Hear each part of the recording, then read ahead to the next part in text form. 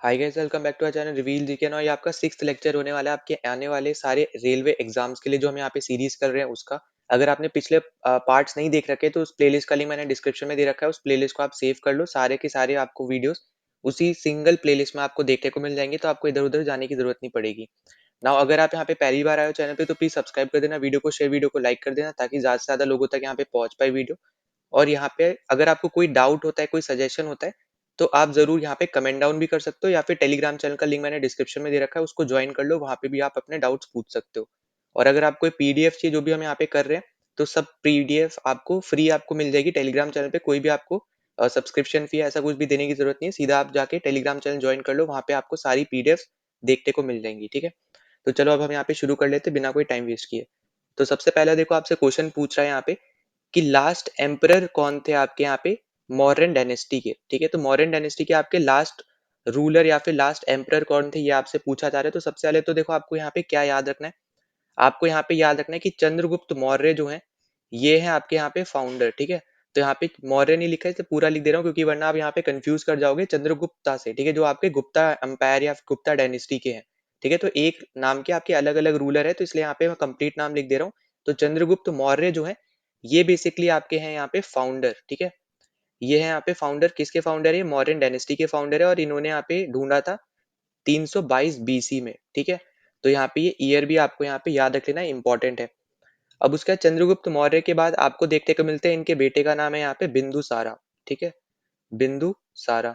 उसके बाद इनके बेटे का नाम है यहाँ पे अशोका, तो यहाँ पे ये आपके हैं थर्ड। ठीक है, तो वैसे आपसे लास्ट पूछा है तो ऑब्वियस सी बात है फर्स्ट होना नहीं है, ना ही थर्ड ऑप्शन होना है। ठीक है, मतलब सेकंड जो आपको दे रखा है अशोका, वो तो थर्ड किंग थे। इसके बाद देखो यहाँ पे आपके बीच में और भी सारे बहुत सारे रूलर्स आए हैं, जैसे आपके दशरथ आए थे, फिर संप्रति आए हैं।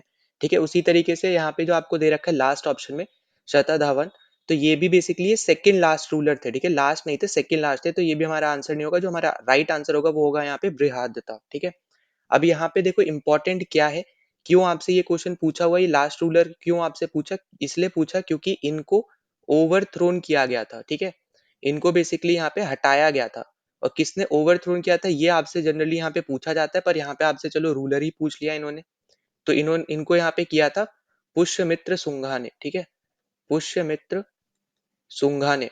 और इसी के बाद बेसिकली आपका यहाँ पे मौर्यन एम्पायर खत्म हुआ था और आपकी शुंगा डायनेस्टी शुरू हो गई थी। ठीक है, तो यहाँ पे ये भी याद रख लेना, ये आपके शुंगा डायनेस्टी से हैं, क्योंकि इन्होंने ही यहाँ पे जब इनको हटाया तो उसके बाद इन्होंने ही अपनी डायनेस्टी यहाँ पे शुरू कर ली। ठीक है, अब यहाँ पे हम लोग ना मेजरली चंद्रगुप्त मौर्य के टाइम पीरियड को और बिंदुसारा के टाइम पीरियड को हम लोग यहाँ पे डिस्कस करेंगे, क्योंकि अशोका का टाइम पीरियड बहुत ज्यादा बड़ा है, उसमें बहुत ज्यादा इंपॉर्टेंट चीजें हैं। तो एक क्वेश्चन में हम यहाँ पे नहीं करेंगे, वो आने वाले क्वेश्चन में हम यहाँ पे करते रहेंगे। ठीक है, इसी तरीके से आपका शुंगा डायनेस्टी पूरा ही अलग हो जाएगा, तो उसके लिए भी यहाँ पे अलग से करा दूंगा मैं। और जैसा आपको पता होगा कि यहाँ पे ये जितनी भी डायनेस्टी है, ठीक है, चाहे आप शुंगा डायनेस्टी ले लो, मौर्यन डायनेस्टी ले लो, ये सब आपके मगध एम्पायर के अंदर आता है। ठीक है, मतलब मगध का रीजन इन्होंने कंट्रोल किया था। अब आपको ये पता होना चाहिए जो आपका मगध है ये आपका महाजनपद में से एक हुआ करता था। ठीक है, तो वो भी आपका अलग टॉपिक आ जाता है, उसके भी ऊपर हम यहाँ पे आगे डिस्कस करेंगे। ठीक है, पर अभी के लिए जितना आपको बता रहा हूँ ये इंपॉर्टेंट है, ये आप यहाँ पे प्लीज ध्यान से सुनना। ठीक है, अब देखो जैसा मैंने आपको यहाँ पे बताया था, फाउंडर आपको याद रखना है, लास्ट रूलर याद रखना है, किसने यहाँ पे इनको हटाया था ये याद रखना है, और कौन सी आपकी डायनेस्टी से वो रिलेट करते थे ये आपको याद रखना है। इसके अलावा और क्या आपको यहाँ पे याद रखना है कि जो आपके चंद्रगुप्त मौर्य हैं, ठीक है, जो आपके यहाँ पे ये चंद्रगुप्त मौर्य हैं बेसिकली, तो आपसे अब ये पूछा जा सकता है कि इन्होंने किस डायनेस्टी के रूलर को हटाया था या फिर कौन से रूलर को हटाया था, है ना, ये आपसे पूछा जा सकता है। जब आपसे यहाँ पे इस तरीके से पूछा जा रहा है कि लास्ट रूलर आपके कौन थे मौर्यन डायनेस्टी के, तो इनके बारे में पूछा जा सकता है। तो ये भी आपको यहाँ पे याद रखना है कि जो आपका मौर्यन एम्पायर था, मौर्यन डायनेस्टी थी, इससे पहले रूल करा करती थी आपकी नंदा डायनेस्टी। ठीक है, नंदा डायनेस्टी यहाँ पे रूल करा करती थी, और नंदा डायनेस्टी के यहाँ पे एक रूलर थे जिनका नाम था धननंदा। ठीक है, तो ये भी पॉइंट आपको यहाँ पे याद रखना है, इनका नाम क्या था यहाँ पे, धननंदा इनका यहाँ पे नाम था। ठीक है, तो ये पॉइंट आपके लिए यहाँ पे इंपॉर्टेंट है, तो यहाँ पे ये चीज याद रखना। ठीक है, यहाँ पे मैं लिख भी दे रहा हूँ ओवरथ्रोन। ठीक है, ओवरथ्रोन यहाँ पे चंद्रगुप्त मौर्य मौर्य ने बेसिकली यहाँ पे ओवरथ्रो किया था यहाँ पे नंदा डायनेस्टी के रूलर थे जिनका नाम था धननंदा। और ये किसके हेल्प से किया था, तो ये भी आपसे पूछा जाता है, तो ये भी याद रखना है, इन्होंने यहाँ पे हेल्प ली थी चाणक्य की। ठीक है, तो यहाँ पे ये इंपॉर्टेंट है, ये आपको यहाँ पे याद रखना है, क्योंकि चाणक्य ने बेसिकली यहाँ पे इनकी हेल्प भी इसलिए करी थी क्योंकि जो धननंदा है उन्होंने चाणक्य की बेइज्जती करी थी। ठीक है, मतलब यहाँ पे उनके जो उस टाइम पे आप बोलोगे एक तरीके से जो दरबार लगता था, वहाँ पे इनको यहाँ पे सुनाया था, ठीक है? तो उसकी वजह से यहाँ पे चंद्रगुप्त मौर्य की भी यहाँ पे इन्होंने हेल्प करी थी और फिर यहाँ पे धनानंदा को इन दोनों ने मिलके हराया और फिर उसके बाद से आपका यहाँ पे मौर्यन डायनेस्टी की यहाँ पे शुरुआत हुई थी। और ये चीज़ यहाँ पे कहाँ पे लिखी हुई आपको देखने को मिलेगी? तो बुक का भी नाम आपको यहाँ पे याद रख लेना है, तो बुक का नाम है यहाँ पे मुद्र राक्षसा, ठीक है? मुद्र राक्षसा, ठीक है? तो यहाँ पे ये बेसिकली आपकी एक बुक है जिसके बारे जो बेसिकली यहाँ पे इनके बारे में बताती है, ठीक है? कि यहाँ पे किस तरीके से चंद्रगुप्त मौर्य का राइज़ हुआ था विद द हेल्प ऑफ आपका चाणक्य, ठीक है? तो यहाँ पे ये आपकी बुक है और इसको लिखा किसने? अब ये आपसे पूछा जा सकता है। तो राइटर का नाम याद रख लेना, राइटर का नाम है यहाँ पे विशाखा दत्ता, ठीक है? विशाखा दत्ता, ये हैं आपके राइटर, ठीक है? आई होप कि आपको अभी तक चीज़ें समझ में आ रही हैं, ठीक है? अब उसके बाद देखो आगे अगर हम यहाँ पे बात करते हैं तो आपसे यहाँ पे ये पूछा जा सकता है कि जो आपके चंद्रगुप्त मौर्य थे, तो यहाँ पे आपसे ये पूछ लेगा कि यहाँ पे ये किस रिलीजन को फॉलो करते थे एक तरीके से या फिर किसके पैट्रॉन थे, ठीक है? तो यहाँ पे आपको याद रखना है कि ये जैनिज्म को फॉलो करते थे, ठीक है? तो यहाँ पे ये याद क्या रखना है आपको यहाँ पे कि ये जैनिज्म को फॉलो करते थे। जैसे आपके अशोका तो आपके आखिरी में आते-आते वो बुद्धिज़्म मतलब यहाँ पे बुद्धिज़्म को फॉलो करने लग गए थे। इसी तरीके से जो आपके चंद्रगुप्त मौर्य थे, ये आपके यहाँ पे जैनिज्म को फॉलो करते थे, ठीक है? तो ये चीज़ें आपको यहाँ पे याद रखनी है। इसके अलावा आपको यहाँ पे चंद्रगुप्त मौर्य के टाइम पे आपको सेल्यूकस निकेटर के बारे में भी यहाँ पे याद रखना है, ठीक है? अब सेल्यूकस निकेटर बेसिकली आप यहाँ पे देखोगे तो ये रूल करते थे यहाँ पे ईरान वाला साइड या फिर सीरिया वाला जो साइड होता था उस एरिया को, ठीक है? और इन्होंने यहाँ पे जब इसको रूल किया था, तो इनके और चंद्रगुप्त मौर्य के बीच में ना यहाँ पे एक ट्रीटी हुई थी जो बेसिकली थी यहाँ पे एक तरीके से आप बोल सकते हो मैरिज ट्रीटी, ठीक है? क्योंकि इन्होंने यहाँ पे जो चंद्रगुप्त मौर्य हैं, ठीक है? यहाँ पे मैं सीएम लिख रहा हूँ मतलब चंद्रगुप्त मौर्य जो है, इनके साथ इनकी क्या हुई थी यहाँ पे एक मैरिज ट्रीटी हुई थी सेल्यूकस निकेटर के साथ जहाँ पे सेल्यूकस निकेटर की जो डॉटर है, ठीक है? इन्होंने यहाँ पे शादी करी थी यहाँ पे चंद्रगुप्त मौर्य के साथ, ठीक है? तो यहाँ पे ये चीज़ बस आपको यहाँ पे याद रखनी है। अब इसके रिस्पॉन्स में बेसिकली आपको क्या देखने को मिला था कि यहाँ पे जो सेल्यूकस निकेटर है इन्होंने 5 रीजन चंद्रगुप्त मौर्य को यहाँ पे गवर्न करने के लिए दे दिए थे या फिर आप बोलो यहाँ पे मैरिज में उनको यहाँ पे भेंट दे दी थी, ठीक है? एक तरीके से गिफ्ट दे दिया था। तो वो कौन-कौन से 5 रीजन थे यहाँ पे वो आपको यहाँ पे याद रखना है, जो चंद्रगुप्त मौर्य को मिले थे शादी के बाद, ठीक है? तो जैसे आपका यहाँ पे पहला था यहाँ पे आर्या, जिसको हम बेसिकली यहाँ पे इंग्लिश यहाँ पे बोल सकते हैं हार्ट, ठीक है? फिर आपका यहाँ पे एक रीजन था आरसोसिया, जिसको हम बेसिकली अपने लैंग्वेज में अगर हम बोले तो हम बोलते थे कांधार, ठीक है? यही आपने ज़्यादा सुना होगा। फिर अगला आपको यहाँ पे देखने को मिलेगा यहाँ पे जरोसिया और ये हम बेसिकली बोलते हैं बलूचिस्तान को। फिर अगला आपको यहाँ पे देखने को मिलेगा काबुल, ठीक है? ये था आपका यहाँ पे 4th और इसको यहाँ पे बोला गया था पारो पनीश दे, ठीक है? तो यहाँ पे ये बेसिकली आपके सारे रीजन थे जो यहाँ पे सेल्यूकस निकेटर ने अपनी बेटी की शादी कराते हुए ये चारों रीजन चंद्रगुप्त मौर्य को यहाँ पे दे दिए थे, ठीक है? यहाँ पे सही से यहाँ पे इसको यहाँ पे प्लीज यहाँ पे नोट डाउन कर लेना, ठीक है? सीडेड 2 आएगा, ठीक है? तो सीडेड 2 चंद्रगुप्त मौर्य, ठीक है? सीएम लिख रहा हूँ चंद्रगुप्त मौर्य, ठीक है? तो ये आपके लिए यहाँ पे इंपॉर्टेंट हो जाएगा, याद रखना। और यहाँ पे सेल्यूकस निकेटर को भी यहाँ पे चीजें मिली थी, जैसे यहाँ पे उनको मिले थे 500 एलिफेंट, ठीक है? तो यहाँ पे ये चीजें बस आपको यहाँ पे याद रखनी है कि यहाँ पे सेल्यूकस निकेटर को मिले थे 500 हाथी और चंद्रगुप्त मौर्य को ये यहाँ पे ये रीजन मिल गए थे, ठीक है?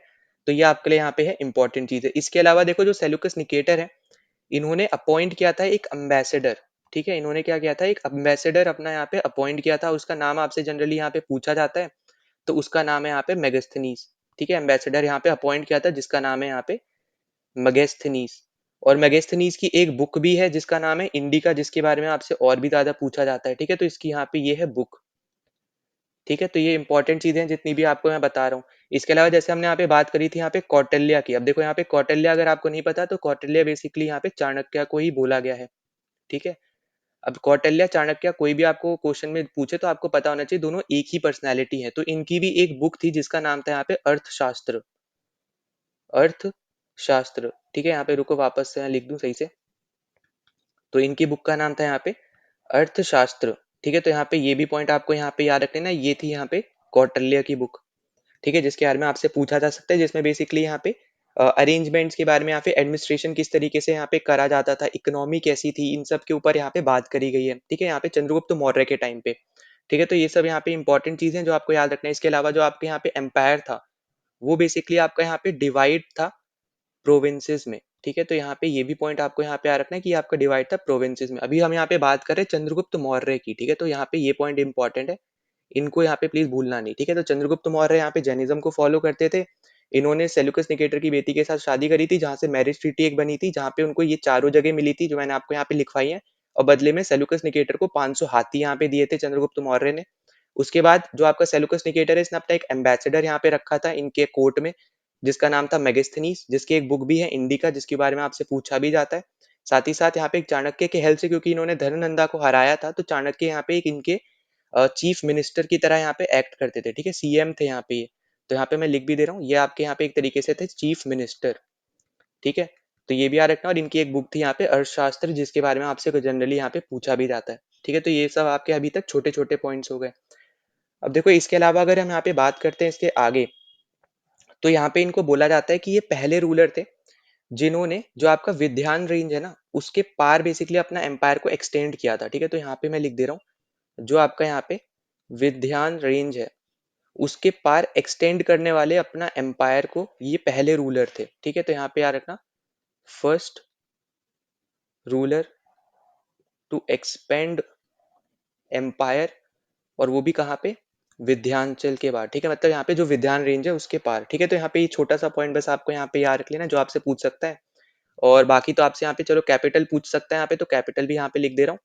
तो कैपिटल थी इनके टाइम पे यहाँ पे पाटलिपुत्र, ठीक है। जो प्रेजेंट टाइम का बेसिकली अगर आपसे बोले कि पाटलिपुत्र प्रेजेंट टाइम में क्या है, तो वो है आपका यहाँ पे पटना, ठीक है। तो ये छोटा सा यहाँ पे पॉइंट है जो आपको याद रखना है कि पाटलिपुत्र यहाँ पे थी इनकी कैपिटल। और प्रेजेंट टाइम की अगर हम बात करें तो पाटलिपुत्र बेसिकली प्रेजेंट टाइम में है आपका यहाँ पे पटना, जो आपसे यहाँ पे पूछा जा सकता है, ठीक। अब देखो इसके अलावा अगर हम यहाँ पे आगे बात करते हैं इनके बारे में, तो इनके अंडर जो यहाँ पे जुडिशरी थी ना, जुडिशरी का मेन जो यहाँ पे हेड था उसका नाम था यहाँ पे धर्म अधिकारी, ठीक है। धर्म अधिकारी, जिसको आप बेसिकली आप बोल सकते हो चीफ जस्टिस, ठीक है, एक तरीके से। क्योंकि प्रेजेंट टाइम में भी आप देखोगे तो वही यहाँ पे हेड है यहाँ पे जस्टिस के, ठीक है, यहाँ पे जुडिशरी के। तो ये पॉइंट याद रखना। इसके अलावा आपको यहाँ पे याद रखना है कि इनके अंडर मंत्री परिषद यहाँ पे हुआ करती थी, ठीक है। और मंत्री परिषद का यहाँ पे एक नाम था, जो नाम था यहाँ पे अमित्या, ठीक है। अमित्या बेसिकली यहाँ पे मंत्री परिषद को यहाँ पे बोला जाता था। तो ये भी आपसे पूछ सकते हैं कि मंत्री परिषद को क्या बोला जाता था, तो याद रखना इसको बोला जाता था यहाँ पे अमित्या। अब इसके अंदर यहाँ पे आते कौन कौन थे, तो पहले आते थे यहाँ पे पुरोहित, ठीक है। फिर आपके आते थे यहाँ पे युवा राजा, फिर आपके आ गए यहाँ पे महामंत्री, महामंत्री, ठीक है। इसके अलावा फिर आके थे आपके यहाँ पे सेनापति। तो यहाँ पे ये आपको चारों चीजें यहाँ पे याद रखनी जो आपसे यहाँ पे पूछी जा सकती है, ठीक है। तो ये सब आपके हो गए यहाँ पे इंपॉर्टेंट चीजें। अब देखो इसके अलावा आपको यहाँ पे याद रखना है कि इनके अंडर ना जो आपके यहाँ पे स्पाइस होते हैं ना, जैसे प्रेजेंट टाइम में जो आपके जासूस है, इनको बोला जाता था यहाँ पे गुढ़ा पुरुषास, ठीक है, गुढ़ा पुरुषास। तो यहाँ पे ये नाम भी याद रख लेना, इंपॉर्टेंट नाम है। तो जितने इंपॉर्टेंट चीजें हैं वो सब आपको यहाँ पे मैं एक साथ में ही बता दे रहा हूँ, ठीक है। अब देखो इसके बाद हम आ जाते हैं अपने यहाँ पे सेकंड रूलर पे, जो हमने डिस्कस किया था, वो है आपके यहाँ पे बिंदुसारा, बिंदुसारा, ठीक है। तो यहाँ पे हम चंद्रगुप्त मौर्य और बिंदुसारा के बारे में ही हम लोग यहाँ पे बात करेंगे। तो चंद्रगुप्त मौर्य के बारे में मैंने आपको यहाँ पे सब इंपॉर्टेंट चीजें बता दी हैं, तो वो आपको यहाँ पे याद रख लेनी है। इसके अलावा एक छोटा सा पॉइंट चलो और लिख लेना, कि जो आपके यहाँ पे ट्रेजरी ऑफिसर यहाँ पे हुआ करते थे, ठीक है। जो यहाँ पे चीफ ट्रेजरी ऑफिसर जो आपके यहाँ पे हुआ करते थे, उनको यहाँ पे क्या बोला जाता था, ये आपसे अगर पूछ ले तो इनको बोला जाता था यहाँ पे सन्निधाता, ठीक है।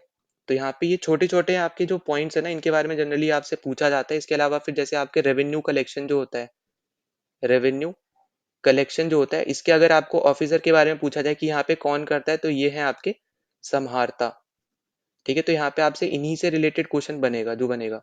तो ये सब आपको आई होप कि समझ में आ गया हो, ठीक है। नहीं आए तो अभी यहाँ पे इसको नोट डाउन कर लेना, इसको रिवाइज करते रहना, ठीक है। अब उसके बाद हम आते हैं यहाँ पे बिंदुसारा पे। तो बिंदुसारा का अगर टाइम फ्रेम पूछे यहाँ पे, तो 297 से 272 बीसी तक है, ठीक है। तो ये आपसे यहाँ पे पूछा जा सकता है, तो ये पॉइंट आपको यहाँ पे याद रख लेना है। इसके अलावा देखो अगर आपसे चंद्रगुप्त मौर्य का पूछे, तो चंद्रगुप्त मौर्य का यहाँ पे अलग से यहाँ पे लिख लेना। तो 322 में इन्होंने यहाँ पे शुरुआत करी थी, तो 297 बीसी तक यहाँ पे इनका चला था, ठीक है। तो यहाँ पे ये भी पॉइंट इंपॉर्टेंट है, ये आप समझ जाना, ठीक है, 297 तक। तो यहाँ पे ये आपका हो जाएगा यहाँ पे इंपॉर्टेंट चीज जो आपको यहाँ पे याद रख लेना है इनके साथ साथ। फिर देखो इसके बाद अगर हम यहाँ पे बात करते हैं यहाँ पे बिंदुसारा से रिलेटेड, तो बिंदुसारा से रिलेटेड आपको यहाँ पे क्या क्या चीजें याद रख लेनी है। तो सबसे पहले वापस चल लेते हैं। तो देखो यहाँ पे आपको याद रखना है कि इनको क्या-क्या नाम से यहाँ पे जाना जाता है। तो सबसे पहला इनका यहाँ पे नाम है अम्रित्रोचेटेस, ठीक है? ये बेसिकली यहाँ पे ग्रीक में बोला जाता है, तो यहाँ पे ये याद रखना कि इनका ग्रीक में बेसिकली नाम है यहाँ पे अम्रितोचेटेस। इसके अलावा यहाँ पे इनको बोला जाता है यहाँ पे अम्रित्रोगहत्राता, जो बेसिकली यहाँ पे इसका मतलब निकलता है यहाँ पे किलर ऑफ एनिमीज, ठीक है? किलर ऑफ एनिमीज का मतलब है यहाँ पे ये जो आपको यहाँ पे देखने को मिल रहा है, ठीक है? तो यहाँ पे इनको ये दो नाम से यहाँ पे जाना जाता है, दोनों नाम आपको यहाँ पे याद रख लेना है। इसके अलावा आपको यहाँ पे याद रखना है कि ये एक एथीस्ट थे, ठीक है? और यहाँ पे ये इंटरेस्टेड थे आपके यहाँ पे आजीविका सेट में। आजीविका सेट में यहाँ पे ये इंटरेस्टेड थे और ये आपके एथीस्ट थे, तो ये भी पॉइंट याद रखना। मतलब यहाँ पे ऐसे समझ लो कि यहाँ पे कोई रिलीजन वगैरह यहाँ पे ये फॉलो नहीं करते थे, ठीक है? इसके अलावा आपको यहाँ पे याद रखना है कि इनके यहाँ पे बेटे का नाम था यहाँ पे अशोका, ठीक है? फिर इसके अलावा आपको यहाँ पे याद रखना है कि इन्होंने अशोका को उज्जैन का यहाँ पे क्या बना दिया था, यहाँ पे अम्बेसडर बना दिया था अपने कार्यकाल के अंदर, ठीक है? तो यहाँ पे अगर आपसे पूछे यहाँ पे अशोका कौन से जगह के अम्बेसडर थे, तो वो थे यहाँ पे उज्जैन के, ठीक है? और क्यों यहाँ पे बेसिकली बनाया गया था, तो एक तरीके से यहाँ पे इनको यहाँ पे काम दिया गया था कि जो उस टाइम पे तक्षशिला में, ठीक है? तक्षशिला एक और आपकी जगह है, तो वहाँ पे जो रिवोल्ट हो रहा था, उसको यहाँ पे इनको काम दिया था कि इसको यहाँ पे सप्रेस करो, मतलब यहाँ पे इसको रोको या फिर आप बोल लो यहाँ पे खत्म करो, ठीक है? तो फिर जो कि यहाँ पे अशोका ने करके भी दिखाया था, तो यहाँ पे तक्षशिला रिवोल्ट को यहाँ पे इन्होंने सप्रेस भी कर दिया था। अब इसके अलावा देखो यहाँ पे इंपॉर्टेंट चीजें जो आपकी यहाँ पे रह सकती हैं, वो आपकी यहाँ पे जैसे रह सकती है फॉर एग्जाम्पल कि इनका जो एम्पायर था, इन्होंने एक्सटेंड कर दिया था यहाँ पे माइसोर तक, ठीक है? तो इन्होंने जो अपना एम्पायर था इसको एक्सटेंड कर दिया था यहाँ पे माइसोर तक, ये आपसे पूछ लिया अगर, तो यहाँ पे ये चीज याद रख लेना। इसके अलावा आपको यहाँ पे जो याद रख लेनी है, वो आप यहाँ पे याद रख सकते हो, जो यहाँ पे एक मिनट रुको, यहाँ पे जो आपके मॉन्ग थे ना, एक बुद्धिस्ट मॉन्ग थे जिनका नाम था यहाँ पे तारानाथ, ठीक है? एक बुद्धिस्ट मॉन्ग थे जिनका नाम था यहाँ पे तारानाथ, तो यहाँ पे मैं लिख भी दे रहा हूँ, ये है आपके एक बुद्धिस्ट मॉन्ग। तो ये ना आपके जो बिंदुसारा है इनको क्रेडिट देते हैं कि इन्होंने 16 स्टेट जो बेसिकली आपके उस टाइम पे आते थे, दो सी के बीच में इनको यहाँ पे कैप्चर करा था, ठीक है? तो यहाँ पे बिंदुसारा को ये क्रेडिट देते हैं, ठीक है? बिंदुसारा को यहाँ पे क्रेडिट देते हैं कि उन्होंने यहाँ पे क्या किया था, यहाँ पे कॉन्कर किया था जो आपका यहाँ पे लैंड आता था बिटवीन द सी, ठीक है? बिटवीन द सी।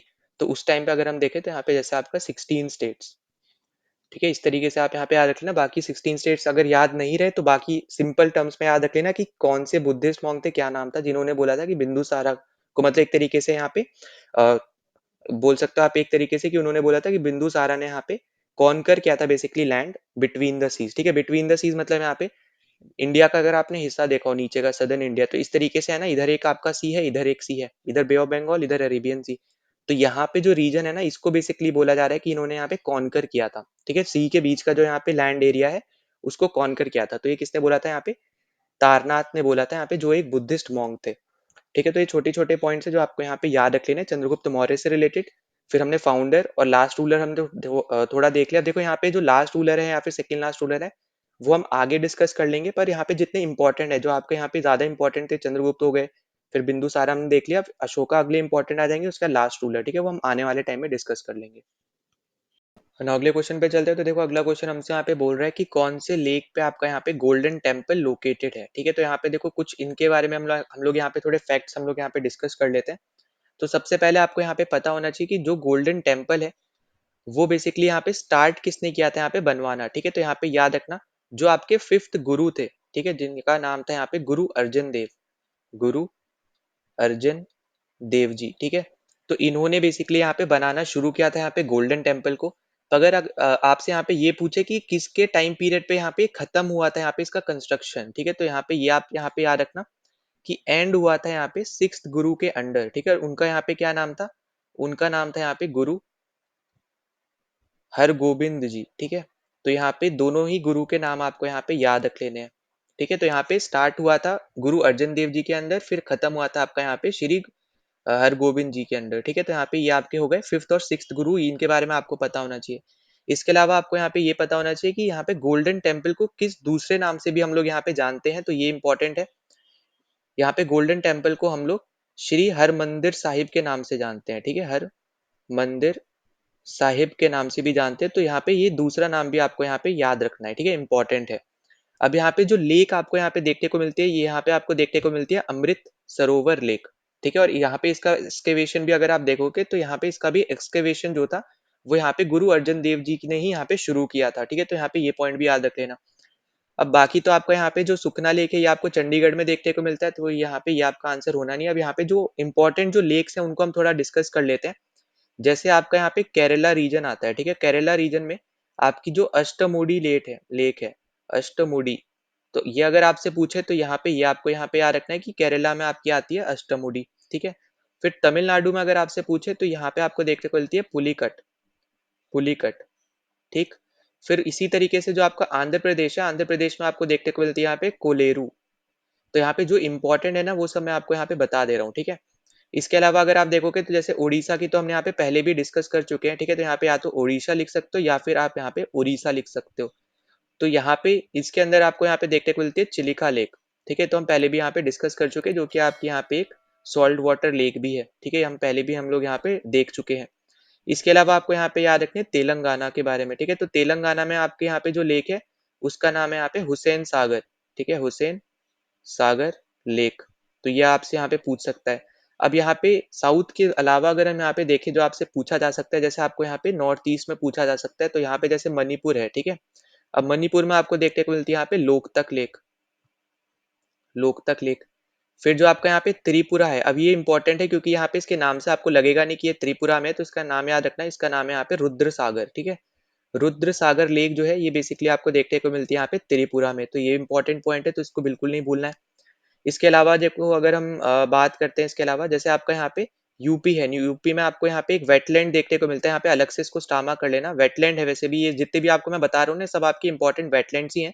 तो यूपी में इसी तरीके से आपको एक देखने को मिलता है यहाँ पे नवाबगंज, ठीक है। तो नवाबगंज भी आपका एक वेटलैंड है, तो यहाँ पे अलग से भी लिख लो। और जितने भी अभी तक मैंने बताए ये सब भी आपके वेटलैंड है, तो एक तरीके से आपको लेक्स का कॉन्सेप्ट और वेटलैंड का कॉन्सेप्ट, ठीक है, दोनों हम यहाँ पे एक तरीके से कवर करते हुए चल रहे हैं। फिर देखो इसके अलावा आपको राजस्थान का अगर पूछे तो राजस्थान में आपका सबसे ज्यादा सॉल्टीएस्ट लेक है जो आपकी है सांभर लेक, ठीक है। इसके बारे में पता होना चाहिए। फिर आपकी एक लेक आती है यहाँ पे पिचओला, ठीक है। दोनों ही आपकी लेक आती है राजस्थान में। फिर इसके अलावा आपको यहाँ पे JNK के बारे में पता होना चाहिए। इंपॉर्टेंट जो लेक्स है जैसे वुलार लेक है, सबसे ज्यादा फ्रेश वाटर आप बोल सकते हो, ठीक है, फ्रेश वाटर लेक है आपकी। इसके अलावा फिर आपकी यहाँ पे दाल लेक है, ठीक है। तो ये पता होना चाहिए। फिर देखो इसके अलावा अगर हम बात करते हैं, जैसे आपका यहाँ पे हिमाचल प्रदेश है, हिमाचल प्रदेश में आपका यहाँ पे पोंग डैम लेक है आपकी एक, ठीक। फिर इसके अलावा अगर आप देखोगे यहाँ पे तो आपको देखने को मिलेगा, फॉर एग्जाम्पल अगर हम चलते हैं, हाँ असम के, असम नहीं बताया ना अभी तक, असम में देखते हैं। तो असम जो है आपका यहाँ पे, असम आपका है उरपद लेक, ठीक है। उरपद लेक भी बोलते हैं, उरपद भील नाम से भी हम लोग इसको जानते हैं, ठीक है। तो उरपद भील याद रख लेना, वरना उरपद तो एटलीस्ट आपको यहाँ पे ये पता होना चाहिए, ठीक। फिर इसके अलावा देखो अगर हम आगे बात करते हैं तो अब हम यहाँ पे सिक्किम देख लेते हैं, तो क्योंकि सिक्किम भी आपको पता है, मैंने जैसे पहले बताया था कि 7 आपकी सिस्टर स्टेट्स है, उसके एक आपका यहाँ पे ब्रदर स्टेट है, तो उसके बारे में आपको चीजें पता होनी चाहिए। तो सिक्किम में अगर आप देखोगे तो सिक्किम में आपको देखने को मिलता है यहाँ पे सिलसाको भील, सिलसाको भील। और साथ ही में आपको यहाँ पे देखने को मिलता है बून डाजन, ठीक है। तो ये दोनों ही आपको यहाँ पे याद रख लेना है, इससे रिलेटेड है, सिक्किम से रिलेटेड है, ठीक है। इसके अलावा देखो यहाँ पे 7 सिस्टर्स में आपका अरुणाचल रह गया एक। तो अरुणाचल की अगर हम बात करते हैं तो अरुणाचल में आपको देखने को मिलती है यहाँ पे भागागंज, ठीक है, ये आपका वेटलैंड है, तो ये याद रखना। और लद्दाख की अगर हम बात करेंगे तो लद्दाख में आपको देखने को मिलती है यहाँ पे सो मोरिरी, ठीक है, सो मोरिरी। तो यहाँ पे ये सब आपके इंपॉर्टेंट वेटलैंड्स है जो आपको यहाँ पे याद रखने हैं। अब जैसे आपको यहाँ पे ये हरीके लेक दे रखा है ना, ये आपका पंजाब का वेटलैंड है, ठीक है। तो यहाँ पे भी लिख लो चलो। तो ये आपका पंजाब का वेटलैंड है, तो इसको भी यहाँ पे बिल्कुल भूलना नहीं है। इसी तरीके से जो चंडीगढ़ है सुखना लेक, ये आपका चंडीगढ़ का वेटलैंड है, ठीक है। चंडीगढ़ में बेसिकली आपको देखने को मिलता है, तो ये भी आपको यहाँ पे भूलना नहीं है। ये भी आप यहाँ पे इसको स्टार मार्क कर लो या फिर अलग से लिख सकते हो, ठीक है। इसके अलावा भी आपके इंपॉर्टेंट तो यहाँ पे जो ज्यादा पूछने वाले थे वो तो मैंने आपको करवा दिया, पर इसके अलावा भी आपके और भी बहुत सारे लेक्स वगैरह हैं, तो हम धीरे धीरे फिर आगे डिस्कस कर लेंगे। वरना जितने भी आपके इंपॉर्टेंट थे वो सब हमने यहाँ पे कवर कर लिया, तो इनको तो एटलीस्ट आपको यहाँ पे पता होना चाहिए इनके बारे में, ठीक है ना। अगले क्वेश्चन पे चलते हैं। तो अगला क्वेश्चन आपसे यहाँ पे पूछा जा रहा है कि कौन सी कंट्री ने बर्ड्स नेस्ट स्टेडियम यहाँ पे बनवाया था 2008 समर ओलंपिक में, ठीक है। तो देखो इसका यहाँ पे सीधा सीधा अगर आपको स्टेडियम भी नहीं पता है, बस आपको ये पता होता है कि यहाँ पे 2008 का जो समर ओलंपिक था वो कौन सी कंट्री ने यहाँ पे होस्ट किया था, तो वही आपका यहाँ पे आंसर होना था। अब ये वाला जो क्वेश्चन है ये भले आपका 2019 में पूछा हुआ है, ठीक है, पर अभी भी अगर आप देखोगे तो आपको यहाँ पे ओलंपिक उसके बाद 2 बार हो चुके हैं। तो इसलिए आपसे यहाँ पे वापस से ये ऐसे टाइप के क्वेश्चन वापस से आपसे पूछे जा सकते हैं, ओलंपिक से रिलेटेड आपको क्वेश्चन पूछे जा सकते हैं। तो वो हम थोड़ा-सा अब हम यहाँ पे डिस्कस करेंगे। तो देखो सबसे पहले तो याद रखना, यहाँ पे आपका आंसर होगा यहाँ पे चाइना, ठीक है? 2008 वही आपका ओलंपिक है जो आपका बीजिंग में हुआ था, जहाँ पे अभिनव बिंद्रा ने गोल्ड मेडल जीता था यहाँ पे शूटिंग में, है ना? आपको यहाँ पे पता भी होगा। तो ये चीज़ें आपको सब यहाँ पे याद रख लेनी है। अब देखो इसके अलावा आपको यहाँ पे और क्या याद रखना है, जैसे आपका यहाँ पे ऑस्ट्रेलिया, तो लास्ट बार तो ऑस्ट्रेलिया यहाँ पे 2000 के आसपास ही इसने यहाँ पे इसने शेड्यूल किया था ओलंपिक को, पर अभी ये वापस से 2032 में ब्रिस्बेन में यहाँ पे करने वाले हैं। ठीक है, तो ये पॉइंट आपको यहाँ पे याद रखना है कि यहाँ पे 2032 का जो ओलंपिक है ये आपका ब्रिस्बेन में देखने को मिलेगा आपको। फिर जर्मनी तो यहाँ पे 1900s में है, 1972 के आसपास आपका यहाँ पे हुआ था। फिर ब्राजील का आपका यहाँ पे 2016 में हुआ था, ठीक है, तो ये आपको पता होगा, रियो जेनेरियो वहाँ पे हुआ था। अब जो यहाँ पे इंपॉर्टेंट चीजें है ना, उनके बारे में अगर हम यहाँ पे डिस्कस करते हैं, तो सबसे पहले आपको यहाँ पे क्या क्या पता होना चाहिए। जैसे आपको फर्स्ट ओलंपिक कहाँ हुआ था, इनके बारे में पता होना चाहिए चीजें। तो जो आपका फर्स्ट ओलंपिक था ये आपका हुआ था 1896 में, और ये आपका हुआ था यहाँ पे एथेंस में, जो कि आपका बेसिकली ग्रीस में आता है। ठीक है, ग्रीस में। तो कंट्री आपको दे सकता है या फिर आपको सिटी दे सकता है। सिटी एथेंस है और कंट्री है यहाँ पे ग्रीस। ठीक है, तो ये सब चीजें आपको यहाँ पे याद रख लेनी है। इसके अलावा आपसे कभी कभी पूछता है कि वुमेन्स की पार्टिसिपेशन कब अलाउ करी थी। ठीक है, वुमेन्स को अलाउ कब किया था कि यहाँ पे वो पार्ट ले सकते हैं ओलंपिक में। तो यहाँ पे याद रखना वो आपका 1900 से शुरू हुआ है। तो यहाँ पे 1900 वाला बेसिकली जो ओलंपिक है ये आपका पेरिस में हुआ था। ठीक है, तो ये चीज आपको यहाँ पे याद रखनी है, और इंडिया ने भी फर्स्ट टाइम इसी में ही पार्ट लिया है। ठीक है, फर्स्ट टाइम इंडिया ने भी जो यहाँ पे पार्टिसिपेट किया था वो आपका 1900 वाले में ही किया है। ठीक, तो ये भी पॉइंट आपके लिए इंपॉर्टेंट है, तो ये भी बिल्कुल नहीं भूलना है।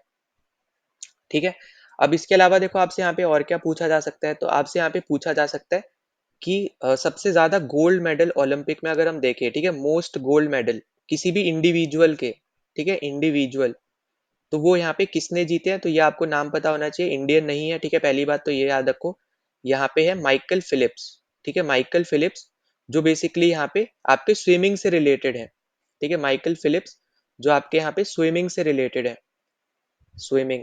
ठीक है, तो ये याद रखना, और ये बेसिकली आपको यूएसए के हैं, तो ये भी पॉइंट आपको यहाँ पे याद रख लेना है। इसके अलावा आप यहाँ पे देखोगे तो अगर आपसे पूछता है कि इंडिया की बेस्ट परफॉर्मेंस, ठीक है, यहाँ पे मैं ओलंपिक की बात कर रहा हूँ, पैरा ओलंपिक की बात नहीं कर रहा हूँ। ठीक है, तो ये भी याद रखना, इंडिया की अगर आपसे पूछता है यहाँ पे बेस्ट परफॉर्मेंस, अगर आपसे पूछे, तो बेस्ट परफॉर्मेंस आपको देखने को मिली थी यहाँ पे टोक्यो ओलंपिक में, जहाँ पे इंडिया ने 7 मेडल जीते थे। ठीक है, 7 मेडल यहाँ पे इंडिया ने जीते थे, ये इंडिया की बेस्ट परफॉर्मेंस थी। अब यहाँ पे अगर मान लो आपसे ये पूछे कि आपके जो मेडल्स थे वो कितने थे, क्या थे, तो देखो यहाँ पे याद रखना, गोल्ड मेडल अगर आपसे पूछे तो गोल्ड मेडल था यहाँ पे एक। ठीक है, सिल्वर आपसे पूछे तो 2 थे, और ब्रॉन्ज थे आपके 4। तो ओवरऑल कितने हो गए यहाँ पे, टोटल 7 मेडल हो गए। इसी तरीके से अगर आपका यहाँ पे पेरिस वाला ओलंपिक था, ठीक है, जो आपका अभी अभी हुआ है 2024 में ही, तो यहाँ पे अगर आपसे पूछे गोल्ड कितने हैं तो 0 है, सिल्वर आपसे पूछे तो 1 है। ठीक है, 1 सिल्वर है, और आपका यहाँ पे जो ब्रॉन्ज है, ब्रॉन्ज आपके हैं यहाँ पे 5। तो यहाँ पे आपके टोटल मेडल कितने हो गए, ये आपके मेडल हो गए यहाँ पे 6। ठीक है, पर आपका जो बेस्ट परफॉर्मेंस है वो आपके मेडल्स से भी आता है, पर आपका यहाँ पे वो रैंकिंग सिस्टम से भी बनता है। ठीक है, पर आपको यहाँ पे मेडल टैली से रिलेटेड आपसे पूछे तो आपको यहाँ पे यही याद रखना कि सबसे ज्यादा मेडल अगर हमने किसी ओलंपिक में जीते तो हमारा वो टोक्यो ओलंपिक का ही बेस्ट परफॉर्मेंस था। ठीक है, तो ये आपकी थी यहाँ पे छोटी छोटी चीजें जो आपको यहाँ पे याद रख लेनी है। इसके अलावा देखो आपसे यहाँ पे एक क्वेश्चन और पूछता है, तो वो और यहाँ पे याद रख लेना कि इंडिया का पहला मेडल, ठीक है, वो आपका कौन से आपके ईयर में आया था। अगर आपसे ये पूछता है कि इंडिया का पहला गोल्ड मेडल, ठीक है, इंडिया का फर्स्ट गोल्ड मेडल यहाँ पे, ठीक है, गोल्ड मेडल आपका कौन से ईयर में आया था, हम इंडिया की बात कर रहे हैं स्पेसिफिकली, तो यहाँ पे आपको याद रखना है, तो वो था आपका यहाँ पे 1928 का, जो आपका हुआ था एम्स्टरडेम में। ठीक है, जो कि आपका हुआ था यहाँ पे एम्स्टरडेम में, जो आपका 1928 का ओलंपिक हुआ था। तो यहाँ पे पहली बार इंडिया ने यहाँ पे गोल्ड मेडल जीता था, तो ये चीज आपको यहाँ पे याद रख लेनी है। ठीक है, और एम्स्टरडेम कहाँ है, अगर ये आपको यहाँ पे मान लो ऐसे दे दे कि 1928 और कंट्री दे दे, तो कंट्री है यहाँ पे नीदरलैंड। ठीक है, ये तो क्रिकेट भी खेलती है तो आपको यहाँ पे पता भी होगा। ठीक, तो यहाँ पे छोटी छोटी चीजें हैं जो आपको यहाँ पे याद रख लेनी है, वरना तो आपको यहाँ पे अगर पूछता है कि इंडिया का पहला मेडल कौन सा था, तो पहली बार जो मेडल आपको देखने को मिला था वो बेसिकली यहाँ पे 1900 में ही देखने को मिल गया था, जब इंडिया ने पहली बार पार्टिसिपेट किया था, और उसमें सिर्फ एक एथलीट ने पार्ट लिया था, और पर वो इंडियन ओरिजिन नहीं था, वो बेसिकली उस टाइम पे, क्योंकि आपको पता है कि ब्रिटिशर्स गवर्न करते थे यहाँ पे इंडिया को, तो वो एक तरीके से आप समझ लो कि वो एक ब्रिटिशर ही गया था पर in the behalf of India, ठीक है? इस तरीके से आप यहाँ पे याद रख सकते हो। तो ये चीज़ आपको यहाँ पे याद रख लेनी इम्पोर्टेंट जो है। अब उसके बारे में हम आगे और डिस्कस कर लेंगे, अब एक ही क्वेश्चन में सब कुछ डिस्कस नहीं करने वाले, पर यहाँ पे देखो और चीज़ जो आपको यहाँ पे जाननी है, जो आपसे यहाँ पे पूछी जा सकती है, तो वो यहाँ पे याद रख लेना। अभी जैसे आपका पेरिस में हुआ है, तो जो नेक्स्ट ओलंपिक्स आने वाले हैं, इनके बारे में आपसे पूछ सकता है, तो यहाँ पे याद रखना अगला आपका होने वाला है लॉस एंजेलिस में, जहाँ पे बोला जा रहा है क्रिकेट भी आपका ऐड ही है, ठीक है? फिर आपका उसके बाद आपको देखने को मिलेगा यहाँ पे ब्रिस्बेन में, तो ये दोनों ही आपको नाम याद रख लेने हैं। ये आपका है 2028 में और ये आपका है 2032 में, ठीक है? ये आपका मिलेगा यहाँ पे ऑस्ट्रेलिया में है, ये आपका यूएसए में है, ठीक है? तो ये छोटी-छोटी चीज़ें हैं जो आपको यहाँ पे याद रख लेनी है, इनके बारे में आपसे आपको पता होना चाहिए। अब जैसे कि आपको मैंने बताया था कि अभी तक हम लोग यहाँ पे ओलंपिक की बात कर रहे थे, ठीक है? अब अगर आपसे मान लो पैरा ओलंपिक पूछता है, अब देखो पैरा ओलंपिक मैं क्यों बोल रहा हूँ? क्योंकि इस बार ओलंपिक तो यहाँ पे हमारा इतना अच्छा नहीं गया था, ठीक है? हम अच्छा बोलेंगे क्योंकि हमने तब भी 6 मेडल जीते हैं, पर बहुत जितना जो बाकी कंट्रीज़ परफ़ॉर्म करती हैं, उसके लेवल से अगर हम अपने आप को देखें तो हम इतना अच्छा परफ़ॉर्म नहीं कर पाते ओलंपिक्स में, ठीक है? यहाँ पे ये ट्रुथ है, ये सच्चाई है, ठीक है? पर यहाँ पे अगर हम पैरा ओलंपिक्स के केस में बात करते हैं, तो पैरा ओलंपिक्स में हम हमेशा अच्छा परफ़ॉर्म करते हैं।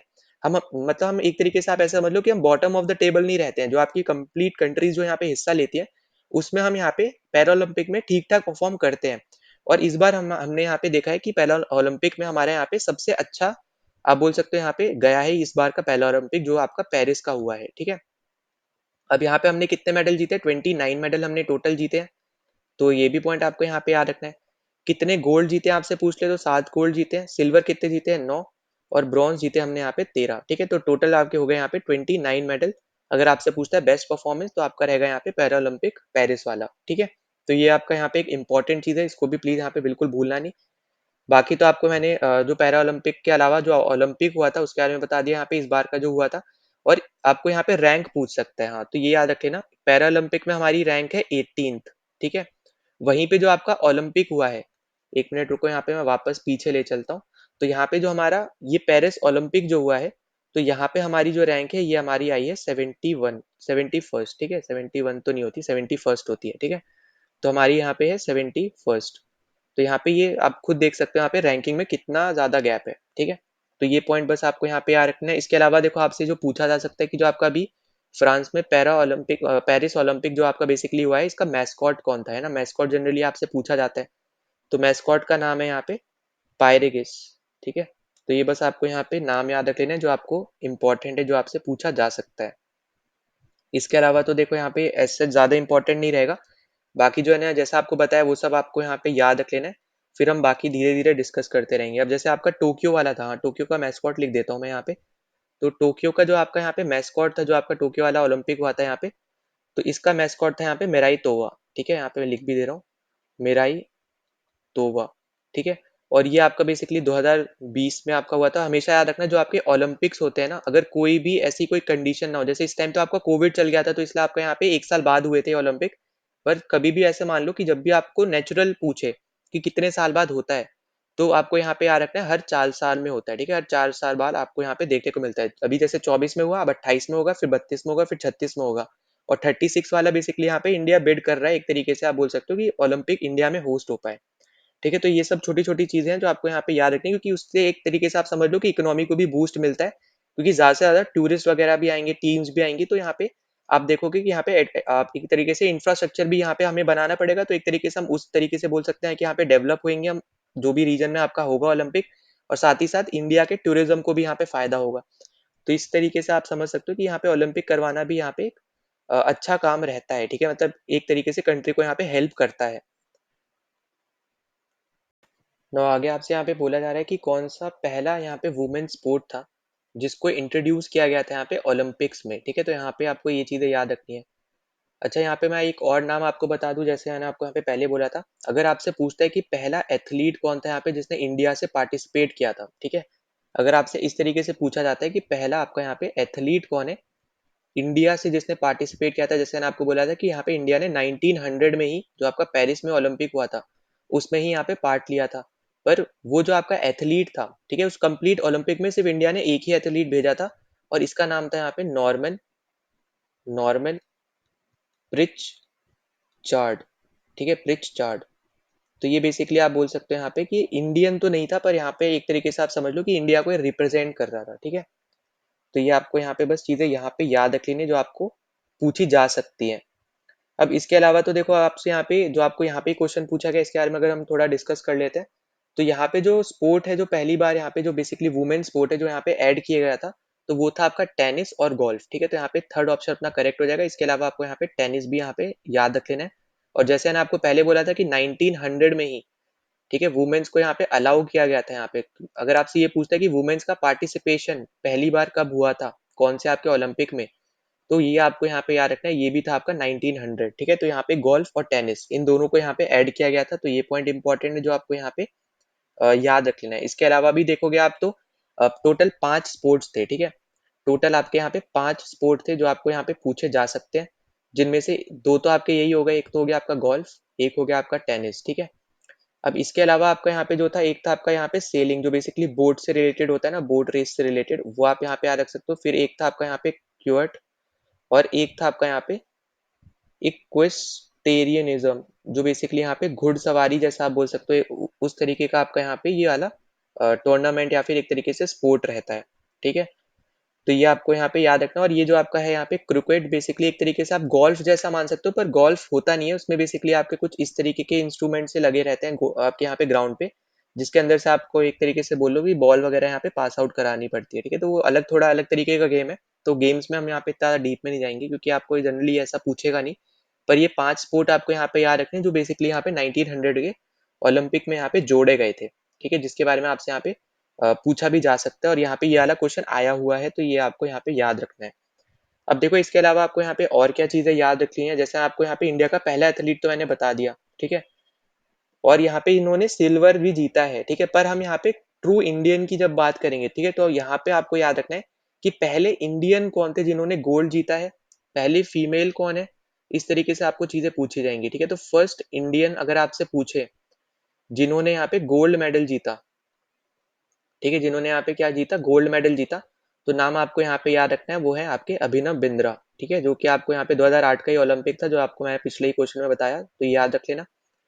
फिर आपको यहाँ पे याद रखना है कि फर्स्ट वुमेन कौन थी जिन्होंने कोई भी मेडल जीता, ठीक है। फर्स्ट वुमेन जिन्होंने कोई भी मेडल जीता, चाहे गोल्ड है, सिल्वर है, ब्रॉन्ज है, कोई भी आपका मेडल है, तो वो भी आपको यहाँ पे याद रखनी है। इनका इनका नाम है यहाँ पे कर्नम मलेश्वरी, ठीक है, कर्नम मलेश्वरी। और इनके ऊपर बहुत से आपके एग्जाम्स में क्वेश्चन भी आ रखे हैं, ठीक है। और अगर आपसे स्पोर्ट पूछे, अभिनव बिंद्रा है बेसिकली आपके शूटिंग से रिलेटेड, और कर्नम मलेश्वरी आपकी यहाँ पे रेसलिंग से रिलेटेड, ठीक है। तो ये आपका यहाँ पे इंपॉर्टेंट है जो आपको यहाँ पे याद रखना है। इसके अलावा देखो अगर आपसे पूछे कि फर्स्ट मेल कौन थे, ठीक है, फर्स्ट मेल या फिर आप बोलो मैन कौन थे जिन्होंने कोई भी मेडल जीता था, एनी मेडल, तो वो आपके थे यहाँ पे केडी जाधव, केडी जाधव, ठीक है। तो ये भी आपको यहाँ पे याद रखना है जो आपसे यहाँ पे क्वेश्चन पूछे जा सकते हैं, ठीक। फिर बाकी तो देखो हमने यहाँ पे डिस्कस कर रखा है। फर्स्ट हमने डिस्कस कर लिया है हमारे अगर हम वैसे देखें इंडिया को जो रिप्रेजेंट करने गए थे उनको भी देख लिया हमने यहाँ पे, और फर्स्ट इंडियन की बात करें तो वो भी देख लिया। अब देखो यहाँ पे ना आपको एक क्वेश्चन पूछा जाता है रिंग्स से रिलेटेड, है ना, रिंग्स से रिलेटेड आपको जनरली क्वेश्चन पूछता है। तो यहाँ पे याद रखना, यहाँ पे आपको टोटल 5 रिंग देखने को मिलती है। अगर आप ओलंपिक का साइन देखोगे ना, तो आपको टोटल 5 रिंग आपको यहाँ पे देखने को मिलती है। अब कौन कौन से कलर की होती है, और हर कलर एक बेसिकली कॉन्टिनेंट को रिप्रेजेंट कर रहा होता है, ठीक है। अब जैसे आपका यहाँ पे ब्लू कलर है, यहाँ पे मैं पहले कलर ही लिख लेता हूँ ऊपर की तरफ। तो जैसे एक आपका हो गया यहाँ पे ब्लू कलर, फिर आपका एक हो गया यहाँ पे येलो कलर, फिर है यहाँ पे ब्लैक कलर, फिर है आपका यहाँ पे ग्रीन कलर, और एक लास्ट में आता है आपका यहाँ पे रेड कलर, ठीक है। अब यहाँ पे कौन सा कलर कौन से कॉन्टिनेंट को रिप्रेजेंट कर रहा है वो हम अगर देखते हैं, तो ब्लू आपको हर एक को पता है यूरोप को ही करता है, ठीक है। अगर आपने यूरोपियन यूनियन का भी फ्लैग देखा होगा तो वहाँ पे ब्लू कलर है और फिर उसके ऊपर स्टार्स वगैरह बने हैं। फिर एशिया को बेसिकली करता है आपका यहाँ पे येलो कलर, ठीक है। फिर आपका यहाँ पे जो अफ्रीका है इसको करता है ब्लैक कलर, इसमें भी कोई यहाँ पे बड़ी बात नहीं है, आपको हर एक को पता होगा। फिर जो आपका ग्रीन है ये बेसिकली आपका ओशियाना को करता है, ठीक है। ओशियाना में एक तरीके से आपके जो ऑस्ट्रेलिया है, आपका न्यूजीलैंड हो गया, तो वो उधर वाले जो आपके यहाँ पे कंट्रीज हैं वो सब आते हैं। फिर जो अमेरिका है, अब अमेरिका मतलब दोनों America, north America south America, ठीक है। अमेरिका जब मैं लिख रहा हूँ तो मतलब इसका मतलब होता है यहाँ पे दोनों अमेरिका, यहाँ पे इसको यूएसए मत समझ लेना अमेरिका को, ठीक है। यहाँ पे ये है आपका नॉर्थ और प्लस आपका साउथ, ठीक है। अमेरिका जनरली लोग बोल देते हैं, पर वो अमेरिका मतलब होता है नॉर्थ अमेरिका और साउथ अमेरिका, जो अलग कॉन्टिनेंट है दोनों। यूएसए अगर आपको बोलना है तो बेसिकली आपको कंप्लीट या तो यूएसए बोलो या फिर यूनाइटेड स्टेट्स ऑफ अमेरिका बोलो, ठीक है? तो ये चीज़ें आपको बस यहाँ पे याद रखनी है, क्योंकि अमेरिका में तो आपका कनाडा, मेक्सिको, फिर आपका यूएसए, फिर कैरेबियन आइलैंड्स भी उसी में आ जाते हैं। फिर आपका नीचे अगर आप जाओगे अमेरिका में, साउथ अमेरिका वाली कंट्रीज़ हो गए, अर्जेंटीना, ब्राज़ील, आपका निकारागुआ, ठीक है? बहुत सारी आपकी ऐसी कंट्रीज़ है, पैराग्वे है आपकी, उरुग्वे है, बोलीविया है। तो ऐसी कंट्रीज़ हो गई, चिली वगैरह हो गई, तो सब आपके यहाँ पे उसी में आएँगी। वो अमेरिका कंप्लीट कॉन्टिनेंट आपको दोनों जब मिला दोगे तब आप बोलोगे। तो रेड कलर जो है वो north America plus south America दोनों को मिला के यहाँ पे रिप्रेजेंट करता है। ठीक है, तो ये इसके ऊपर क्वेश्चन आते हैं, तो ये भी आपको यहाँ पे याद रख लेना है। तो यहाँ पे अगले अगले क्वेश्चन पे जाने से पहले 1 मिनट रुको यहाँ पे वापस से, हाँ 1 सेकेंड देना। यहाँ पे ये रेसलिंग में नहीं है, ठीक है, यहाँ पे वेट लिफ्टिंग में है। ये किसमें आपकी, यहाँ पे ये है आपकी वेट लिफ्टिंग में, ठीक है, तो यहाँ पे ये चीज याद रख लेना। ये है आपकी यहाँ पे वेट लिफ्टिंग में और जो रेसलिंग में है वो बेसिकली आपके केडी जादव है, ठीक है, नीचे आपका यहाँ पे रेसलिंग है। और साथ ही साथ आपको और क्या रखना है कि यहाँ पे जो कर्णम मल्लेश्वरी है, इन्होंने जो मेडल जीता है ये बेसिकली यहाँ पे 2000 का जो आपका सिडनी में ओलंपिक हुआ था, जो आपको बता भी रहा था, जो ऑस्ट्रेलिया ने लास्ट टाइम यहाँ पे होस्ट किया था, वहां पे जीता है। और वो भी आपका जो अगर मेडल आपसे पूछ ले तो यहाँ पे याद रखना है आपको, यहाँ पे ब्रॉन्ज मेडल जीता है, ठीक है। तो ये इंपॉर्टेंट पॉइंट है जो आपको यहाँ पे याद रख लेना है। इसके अलावा आपके जो केडी जादव है, अगर हम इनकी बात करते हैं तो इन्होंने यहाँ पे 1952 में, ठीक है, 1952 में जो आपका यहाँ पे ओलंपिक हुआ था यहाँ पे हेलसिंकी में, उसमें यहाँ पे इन्होंने मेडल जीता है। तो यहाँ पे ये भी पॉइंट याद रख लेना। तो ये आपका यहाँ पे हेलसिंकी, ठीक है। तो यहाँ पे ये आपसे पूछ सकता है कि कौन से आपके ईयर में जीता था, ये आपसे पूछ सकता है। और कौन सा मेडल जीता था, तो इन्होंने भी बेसिकली यहाँ पे ब्रॉन्ज मेडल ही जीता है, ठीक है। तो यहाँ पे ये भी याद रखते हैं ना, इन्होंने भी यहाँ पे कौन सा मेडल जीता है, ब्रॉन्ज मेडल जीता है। तो ये भी आपके लिए यहाँ पे इंपॉर्टेंट पॉइंट रहेगा जो आपको यहाँ पे याद रखना है, ठीक है। दोनों ही यहाँ पे चीजें मैंने आपको बताई हैं, तो प्लीज इसको बिल्कुल भूलना मत। और जैसे केडी जादव है ना, तो इनका यहाँ पे एक निकनेम भी है पॉकेट डायनामो का, ठीक है। तो यहाँ पे ये दोनों चीजें याद रख लेना, अवार्ड वगैरह भी, और साथ ही साथ इनका यहाँ पे एक जो निकनेम है, ठीक है, निकनेम क्या है यहाँ पे, पॉकेट डायनामो, जो आपसे यहाँ पे पूछा जा सकता है, जो आपके लिए यहाँ पे इंपॉर्टेंट भी है।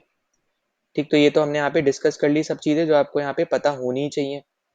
इसके अलावा देखो, अगर हम आगे बात करें तो इससे रिलेटेड आपको यहाँ पे क्या चीज पता होना चाहिए कि जो आपका यहाँ पे हेलसिंकी है, तो हेलसिंकी आपका पड़ता क्या है, मतलब कौन से आपके कंट्री के अंदर पड़ता है ना, ये आपसे पूछ सकता है। तो ये आपको यहाँ पे याद रखना है, ये आपका देखने को मिलता है फिनलैंड में, ठीक है। तो फिनलैंड की कैपिटल है बेसिकली आपकी यहाँ पे हेलसिंकी, जो आपको याद रखना है। और ऑस्ट्रेलिया की कैपिटल सिडनी नहीं है, ठीक है, ये आपको यहाँ पे पता होना चाहिए। ऑस्ट्रेलिया की कैपिटल है कैनबरा, ठीक है। तो यहाँ पे ये चीजें बस जरूर आप यहाँ पे लिख जरूर लेना। नाउ अगले क्वेश्चन में आपसे यहाँ पे बोला जा रहा है कि who was the first Indian to become a Nobel laureate, मतलब बेसिकली यहाँ पे आपसे पूछा जा रहा है कि किसने यहाँ पे नोबेल प्राइज जीता है, ठीक है।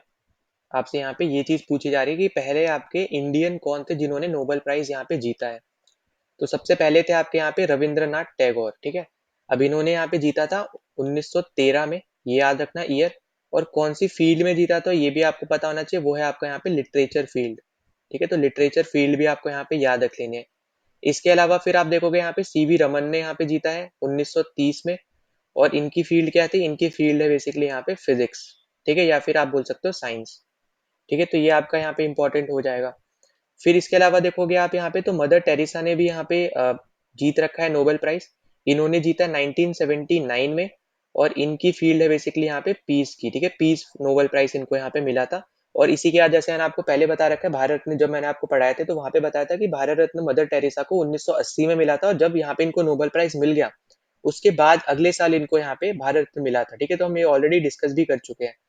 इसके अलावा देखो पीस में अगर आपसे पूछे और किसको मिला है, तो ये आप यहाँ पे नाम याद रख लेना, इनका नाम है यहाँ पे कैलाश सत्यार्थी, कैलाश सत्यार्थी। इनको मिला है 2014 में, ठीक है। तो यहाँ पे याद रखना ये है आपके पीस से रिलेटेड। फिर आपके सीवी रमन जैसे आपके फिजिक्स से थे, ठीक है। तो इसमें ही यहाँ पे एक और पर्सनैलिटी को मिल रखा है जिनका नाम है यहाँ पे सुब्रमण्यम, सुब्रमण्यम चंद्रशेखर, सुब्रमण्यम चंद्रशेखर को यहाँ पे मिल रखा है। और इनको कब मिला है, इनको मिल रखा है यहाँ पे 1983 में, 1983, ठीक है। लिटरेचर में आपके यहाँ पे सिर्फ एक ही है, वो है आपके रविंद्रनाथ टैगोर। फिजिक्स में आपके दो हो गए, पीस में आपके दो हैं। इसके अलावा अगर देखोगे तो यहाँ पे देखो गांधी जी को नहीं मिला है, ठीक है, याद रखना है यहाँ पे गांधी जी को नहीं मिला। आपको ऑप्शन में जरूर कंफ्यूज करने के लिए आपको ऐसा दे सकता है, आपको लगे कि महात्मा गांधी यहाँ पे नॉन वायलेंस की आप बोल सकते हैं एक तरीके से यहाँ पे उसको फॉलो करते थे, बहुत सारी कंट्रीज उनको यहाँ पे मानती भी हैं। पर तभी भी अगर आप देखोगे तो उनको यहाँ पे नहीं मिला है, ठीक है, नोबेल प्राइज। फिर अगर आप यहाँ पे आगे देखो तो आपको देखने को मिलेगा यहाँ पे इकोनॉमिक्स, अब इकोनॉमी की अगर हम बात करें, यहाँ पे इकोनॉमिक्स की बात करते हैं, तो यहाँ पे हमें दो नाम देखने को मिलते हैं। एक है आपके यहाँ पे अमर्त्य सेन, अमर्त्य सेन जिनको मिला है यहाँ पे 1998 में, और दूसरे हैं यहाँ पे अभिजीत, अभिजीत बैनर्जी, ठीक है, अभिजीत बैनर्जी जिनको मिला है यहाँ पे 2019 में। फिर इसके अलावा आप यहाँ पे एक और फील्ड आ जाती है, वो है आपकी यहाँ पे मेडिसिन की फील्ड। और मेडिसिन में ही अगर आप देखोगे तो जो आपका अवार्ड मिलता है यहाँ पे मेडिसिन के साथ साथ यहाँ पे इसको बोला जाता है फिजियोलॉजी, ठीक है। तो यहाँ पे दोनों ही नाम याद रखने हैं आपको, हो सकता है यहाँ पे मेडिसिन की जगह फिजियोलॉजी करके पूछ ले कि इसको किसको मिला है। तो यहाँ पे एक ही इंडियन आपके हैं, वो है यहाँ पे हरगोबिंद खुराना, हरगोबिंद खुराना, ठीक है। तो ये भी याद रखना 1968। तो ये ईयर इंपॉर्टेंट है, किसको कौन सी फील्ड में मिला है ये इंपॉर्टेंट है, कितने इंडियंस को मिला है ये आपका यहाँ पे बहुत ज्यादा इंपॉर्टेंट है।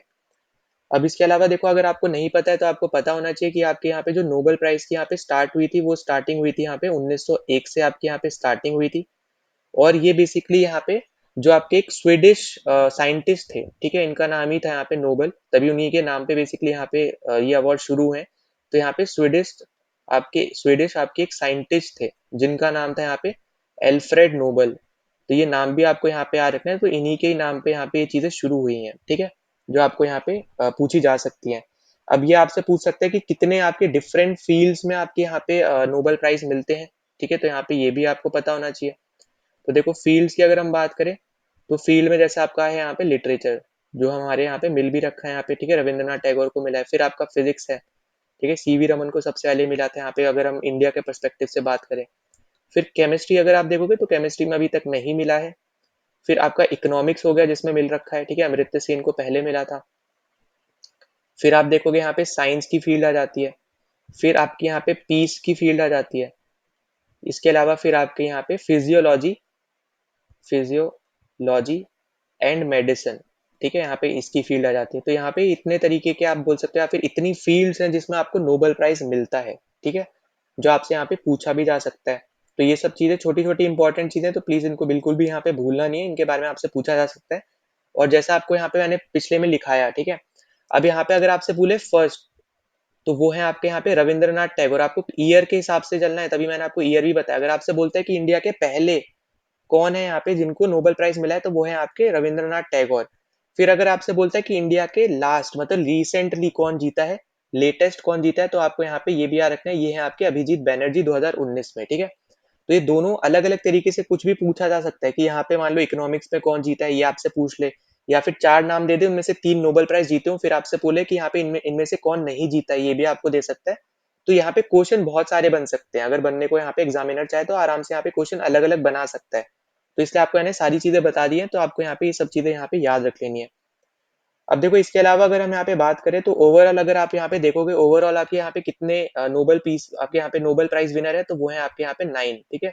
तो टोटल नंबर भी आप यहाँ पे याद रख लेना।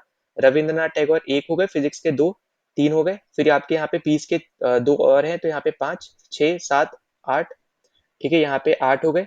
और एक देखो आपके यहाँ पे केमिस्ट्री के भी हैं, यहाँ पे एक छूट गए हमारे, तो वो है आपके केमिस्ट्री के, ठीक है। केमिस्ट्री के यहाँ पे कौन है, तो इनका नाम है यहाँ पे वेंकटा वेंकटरा रमन रामाकृष्णन, ठीक है, वेंकटा रमन रामाकृष्णन। ये यहाँ पे जीते हैं 2009 में, ठीक है। ये आपके हैं केमिस्ट्री के, तो ये पॉइंट आपको यहाँ पे याद रखना जो आपके यहाँ पे रह गए थे, ठीक है। बाकी आपके हो गए, तो यहाँ पे ओवरऑल हो गए यहाँ पे 9, ठीक है। टोटल अगर आप देखोगे तो हो गए हमारे पास यहाँ पे 9। अब देखो इसके अलावा यहाँ पे ये तो हो गए आपके इंडियन विनर्स, पर आपसे जनरली पूछता है कि तो आपकी जो सबसे पहले स्टार्ट हुआ था ना पे ये 1901 में, तो 1901 में कौन विनर्स थे आपके अलग अलग फील्ड में, जो आपके अवार्ड शुरू हुए थे उस टाइम पे, जितने भी आपके अवार्ड्स यहाँ पे अलग अलग फील्ड में दिए जाते थे, उसमें कौन विनर थे ये आपसे पूछता है। तो देखो सबसे पहले आपको यहाँ पे याद रखना है, सबसे पहले आपके फिजिक्स के आपको यहाँ पे याद रख लो। फिजिक्स की अगर हम यहाँ पे बात करते हैं, तो यहाँ पे आपको देखने को मिलेंगे विलियम रॉन्गटेन, विलियम रॉन्ग रियोंगटेन, ठीक है। और इन्होंने बेसिकली डिस्कवरी की थी यहाँ पे एक्सरेज की। ये आपको फिजिक्स में भी क्वेश्चन पूछा जा सकता है कि एक्सरेज की डिस्कवरी किसने की थी, तो यहाँ पे इनका नाम याद रखना, और इन्हीं इस पर्टिकुलर डिस्कवरी की वजह से इनको यहाँ पे ये नोबेल प्राइज भी मिला था, ठीक है। तो ये भी आपसे यहाँ पे पूछा जा सकता है। फिर अगर आप आगे चलोगे, तो आगे आपसे बोल सकते हैं यहाँ पे केमिस्ट्री में, ठीक है, केमिस्ट्री में आपसे पूछा जा सकता है।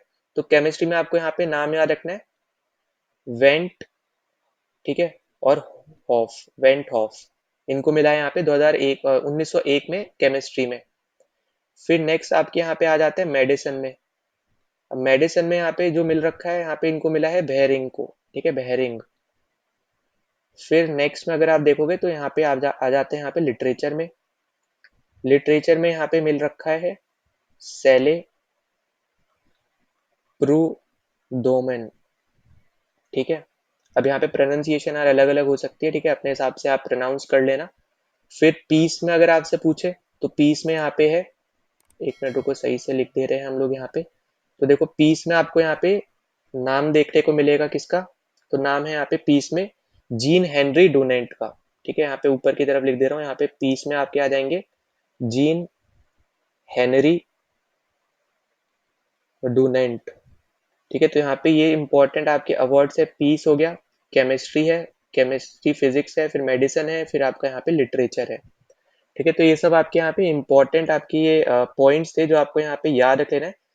इसके अलावा देखोगे तो आपको यहाँ पे ना एक देखने को मिलेंगे यहाँ पे जो एक तरीके से आप बोल सकते हो यहाँ पे कि इंटरनेशनल पीस वगैरह से रिलेटेड यहाँ पे जिन्होंने काम किया था, तो उनको भी यहाँ पे मिला था।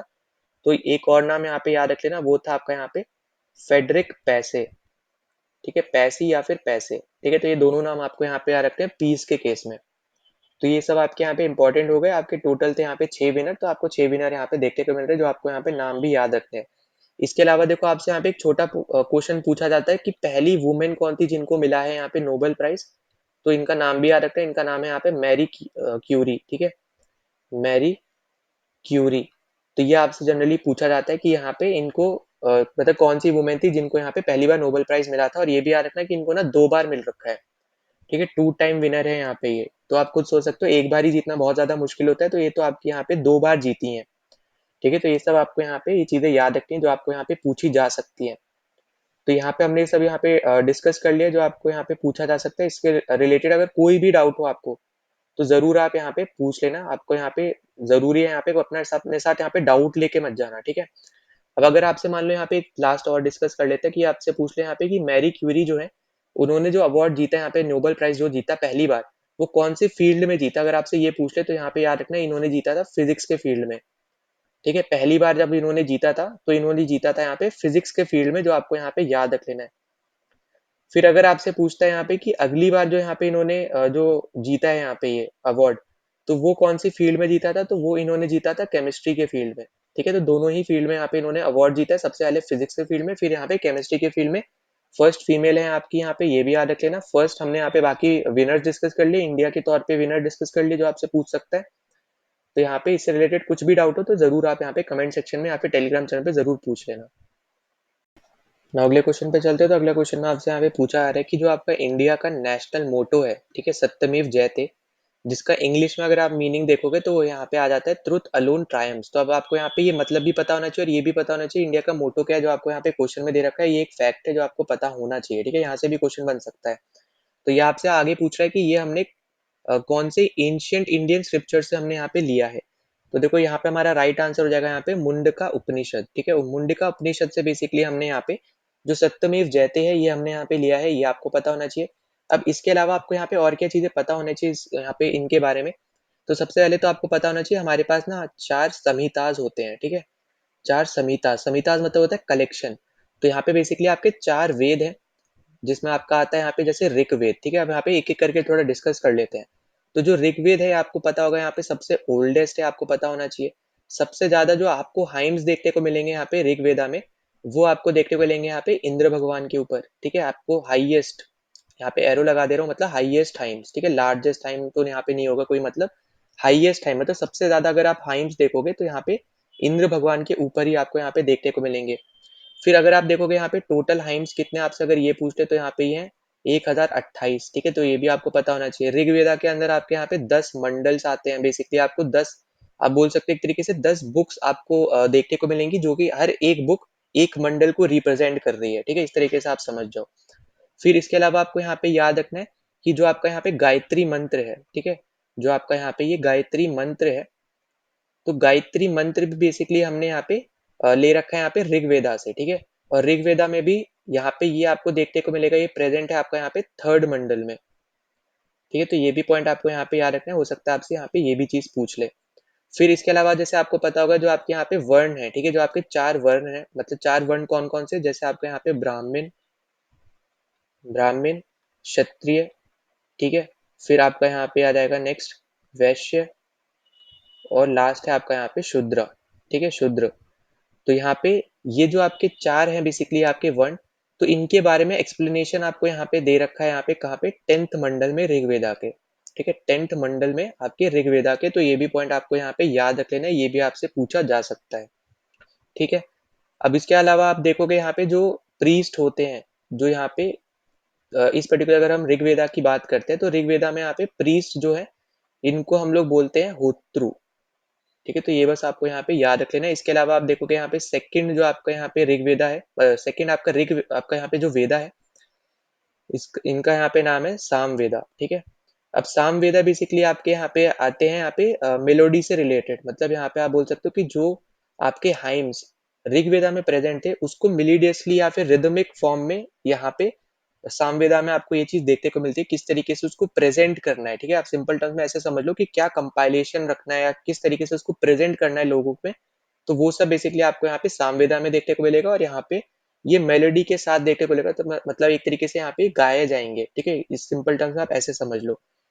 फिर यहाँ पे जो आपके प्रीस्ट होते हैं इसके अंदर, तो इनको यहाँ पे बोला जाता है उदगत्रीस। ठीक है, उदगत्रीस। तो यहाँ पे ये भी पॉइंट आपको यहाँ पे याद रख लेना, इंपॉर्टेंट है। फिर देखो आपको ऋग्वेदा में एक पॉइंट रह गया, वो है आपका यहाँ पे उपवेदा। ठीक है, ऋग्वेदा का जो उपवेदा होता है, यहाँ पे नाम होता है इसका आयुर्वेदा। ठीक है, ऋग्वेदा का यहाँ पे उपवेदा जो है इसका नाम होता है यहाँ पे आयुर्वेदा, तो ये आपको यहाँ पे याद रख लेना है। तो ये आपसे यहाँ पे पूछा जा सकता है, तो इसको प्लीज बिल्कुल भी यहाँ पे भूलना नहीं है। ठीक है, इसके अलावा देखो अगर हम आगे बात कर लेते हैं इससे रिलेटेड, तो यहाँ पे जो आपका यहाँ पे सामवेदा का जो उपवेदा है, ठीक है, यहाँ पे मैं लिख देता हूँ नीचे की तरफ। तो जो आपका यहाँ पे सामवेद का यहाँ पे जो उपवेद है, एक सेकेंड दो यहाँ पे, जो आपका सामवेदा का यहाँ पे जो उपवेद है, तो यहाँ पे इसका नाम है गांधार्व वेद। ठीक है, गांधार वेद। तो ये आपको यहाँ पे याद रखना है, जो बेसिकली आप गांधार वेद बेसिकली आपको यहाँ पे म्यूजिक, आपका डांस, ड्रामा, इनसे रिलेटेड है। ठीक है, आयुर्वेद आपका मेडिसिन वगैरह उन सब से रिलेटेड है। फिर यहाँ पे आपके 2 वेद और रह गए हैं, उनको हम यहाँ पे डिस्कस कर लेते हैं। तो थर्ड है आपके यहाँ पे यजुर्वेद। यजुर्वेद, यहाँ पे आपका जो उपवेदा है, ये है आपका यहाँ पे धनुर्वेद। ठीक है, धनुर्वेद। अब धनुर्वेद आपको यहाँ पे पता ही चल रहा है, यहाँ पे इसके नाम से यहाँ पे ये आपका आर्चरी से रिलेटेड है। ठीक है, धनुर्वेद, तो ये आपका आर्चरी से रिलेटेड है। यहाँ पे जो प्रीस्ट होते हैं इनको यहाँ पे बोला जाता है अध्यवरियुस। ठीक है, तो यहाँ पे प्रोनाउंसिएशन में यार अलग हो सकता है, तो प्लीज यहाँ पे प्रोनाउंसिएशन आप यहाँ पे जरूर देख लेना।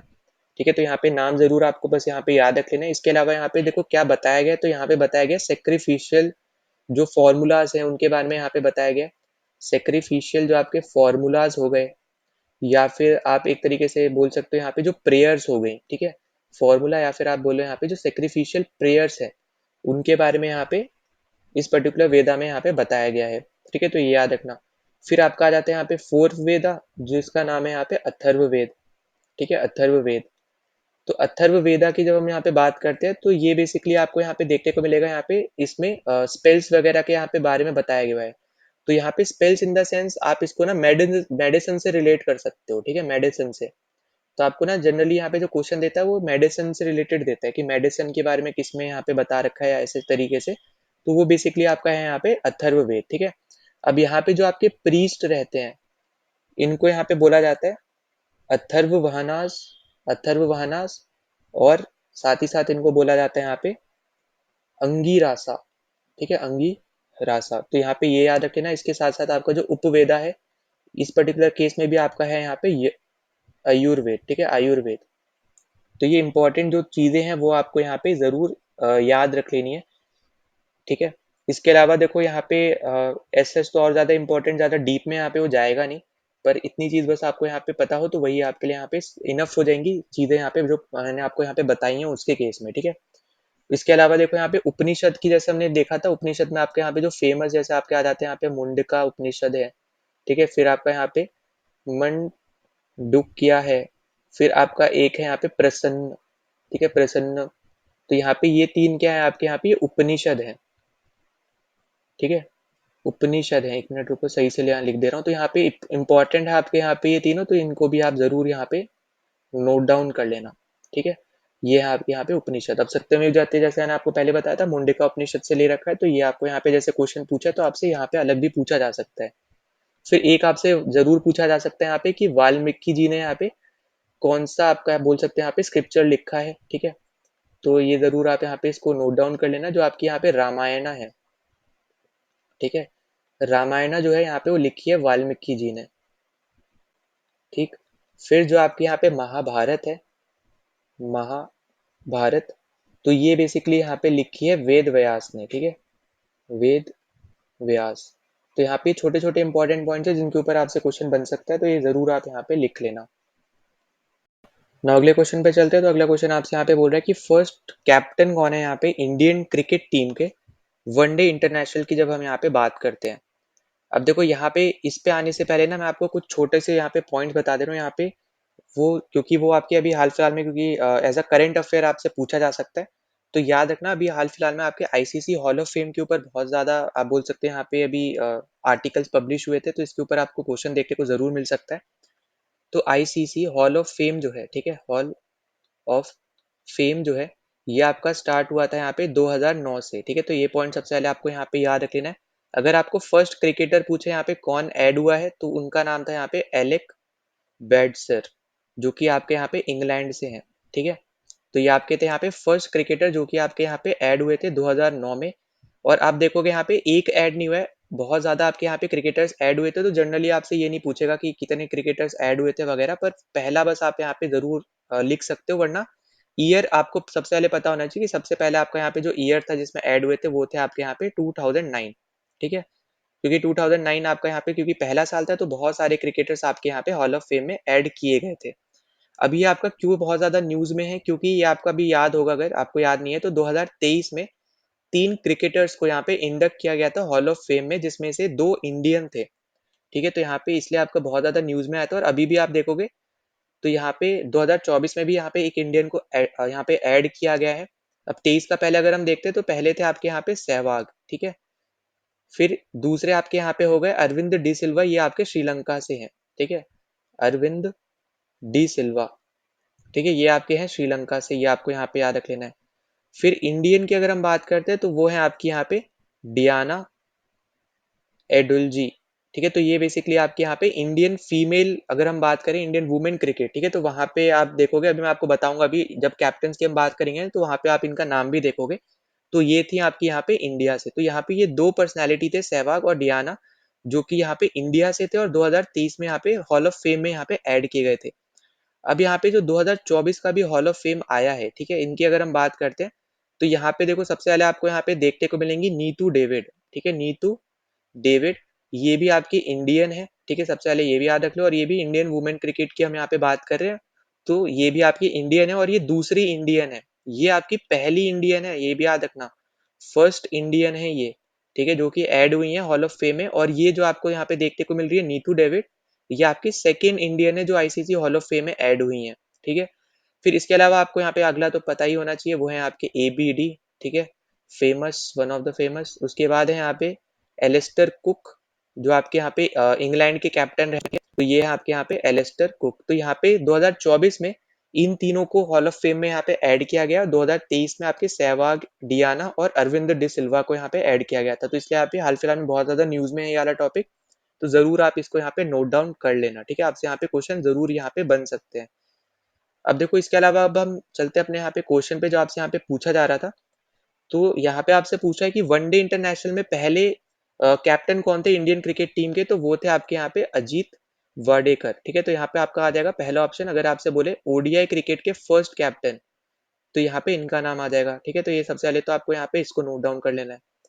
फिर देखो अगर आपको सी के नायडू दे देना, तो यहाँ पे ये अगर आपसे बोले तो ये बेसिकली है आपके फर्स्ट कैप्टन इंडियन टीम के, first captain of Indian team, ठीक है, सबसे पहले, चाहे कोई फॉर्मेट हो, वो उस टाइम पे जो भी फॉर्मेट चलता होगा वो अलग बात है, पर फर्स्ट अगर कैप्टन बोले तो वो आपका यहाँ पे आंसर होगा सी के नायडू। पर अगर आपको फॉर्मेट वाइज पूछ ले तो फिर अलग अलग आंसर आ जाएगा, ठीक है। जैसे ओडीआई का यहाँ पे अजीत वाडेकर हो गए। अब यहाँ पे ये भी याद रखना कि इन्होंने बेसिकली इंडिया को रिप्रेजेंट किया था एज अ कैप्टन यहाँ पे 1932 में, ठीक है, अगेंस्ट जो इंग्लैंड। हमने यहाँ पे अपना पहला मैच भी खेला था ना, जैसे आपको पता होना चाहिए, अगेंस्ट इंग्लैंड हमने अपना पहला मैच खेला था 1932 में, ठीक है। तो यहाँ पे फर्स्ट मैच आप इस तरीके से यहाँ पे याद रख लेना। तो उसमें भी यहाँ पे ये कैप्टन थे, तो इसलिए यहाँ पे मैंने बोला कि अगर आपको दे दे सीके नायडू तो वो तो आपके यहाँ पे इंडिया के पहले ही कैप्टन थे, ठीक। फिर ओडीआई क्रिकेट आपका इंट्रोड्यूस हुआ, उसके बाद फिर आपके अजीत वाडेकर हो गए यहाँ पे इंडिया के फर्स्ट ओडीआई क्रिकेटर, यहाँ पे टीम कैप्टन, ठीक है। फिर अगर आपसे टी20 बोले, टी20 में कौन थे यहाँ पे इंडिया के कैप्टन पहले, ठीक है, फर्स्ट कैप्टन। तो यहाँ पे बहुत लोगों को लग रहा होगा यहाँ पे कि एम एस धोनी थे, पर ऐसा नहीं है। आपके थे यहाँ पे वीरेंद्र सहवाग, ठीक है, वीरेंद्र सहवाग। तो ये भी पॉइंट आपको यहाँ पे याद रखना है। फिर देखो यहाँ पे हमने बात कर ली टी20 ओडीआई, और यहाँ पे ये आपके उस टाइम के कैप्टन, ठीक है। अब हम यहाँ पे देखते हैं वुमेन के। अब वुमेन्स में जब हम यहाँ पे जाते हैं तो वुमेन्स में सबसे पहली जो यहाँ पे कैप्टन थी, ठीक है, कोई भी फॉर्मेट हो कोई उससे लेना देना नहीं है, फर्स्ट कैप्टन जो थी उस टाइम पे जो फॉर्मेट चलता था, तो इनका यहाँ पे नाम था शांता रंगास्वामी, ठीक है, शांता रंगास्वामी। तो ये थी आपकी यहाँ पे कैप्टन। फिर अगर आपसे बोले यहाँ की फर्स्ट ओडीआई कैप्टन कौन थी, ठीक है, फर्स्ट ओडीआई कैप्टन, अभी हम फीमेल की बात कर रहे हैं, ठीक है, यहाँ पे याद रखना मैंने तभी वुमेन लिख रखा है। तो फर्स्ट ओडीआई कैप्टन जो थी इनका नाम था यहाँ पे डियाना, ठीक है, डियाना एडुलजी, जिनको यहाँ पे हॉल ऑफ फेम में भी ऐड किया गया 2023 में। फिर फर्स्ट टी20 कैप्टन की अगर आपसे पूछा जाए कि कौन है यहाँ पे थी, ठीक है, तो ये भी आपको यहाँ पे याद रखना है, इनका नाम है यहाँ पे मिथाली राज, जिनके ऊपर मूवी भी बन चुकी है, ठीक है। तो ये भी पॉइंट आपको यहाँ पे याद रखने हैं। तो ये सब आपके यहाँ पे इंपॉर्टेंट फर्स्ट कैप्टन वगैरह के बारे में अगर आपसे कभी भी पूछता है तो आपको ये सब याद रख लेना है। इसके अलावा देखो आपको यहाँ पे और क्या याद रखना है, तो आपको यहाँ पे याद रखना है 1983 का वर्ल्ड कप याद रखना है, कैप्टन कौन थे यहाँ पे, कपिल देव, ठीक है, ये आपको यहाँ पे याद रखना है। इसके अलावा फिर आप यहाँ पे 2007 का और 2011 का वर्ल्ड कप याद रख सकते हो, यहाँ पे कैप्टन कौन है यहाँ पे, एम एस डी, ठीक है, नंबर 7। इसके अलावा फिर आपके यहाँ पे 2024 का जो आपका वर्ल्ड कप है, ठीक है, टी20 वर्ल्ड कप जो इंडिया ने जीता, तो यहाँ पे याद रखना है रोहित शर्मा, ठीक है, हिटमैन शर्मा। तो यहाँ पे ये तीनों कैप्टन आपको याद रखने हैं, क्योंकि हमने यहाँ पे वर्ल्ड कप जीते, तो इससे रिलेटेड भी आपको पूछ सकते हैं कौन से साल में जीता है, ये आपसे पूछा जा सकता है। तो ये सब छोटे छोटे पॉइंट्स है जो आपको जरूरी है कि आपको यहाँ पे याद रखना है। फिर देखो यहाँ पे एमएसडी में तो ये तो हो गए वर्ल्ड कप, पर आपको ये भी पता होना चाहिए हमने यहाँ पे चैंपियंस ट्रॉफी भी इनके अंडर जीत रखी है ना, ये तो आपको यहाँ पे पता ही होगा, क्रिकेट के तो आप अगर फैन हो तो आपको पता होगा।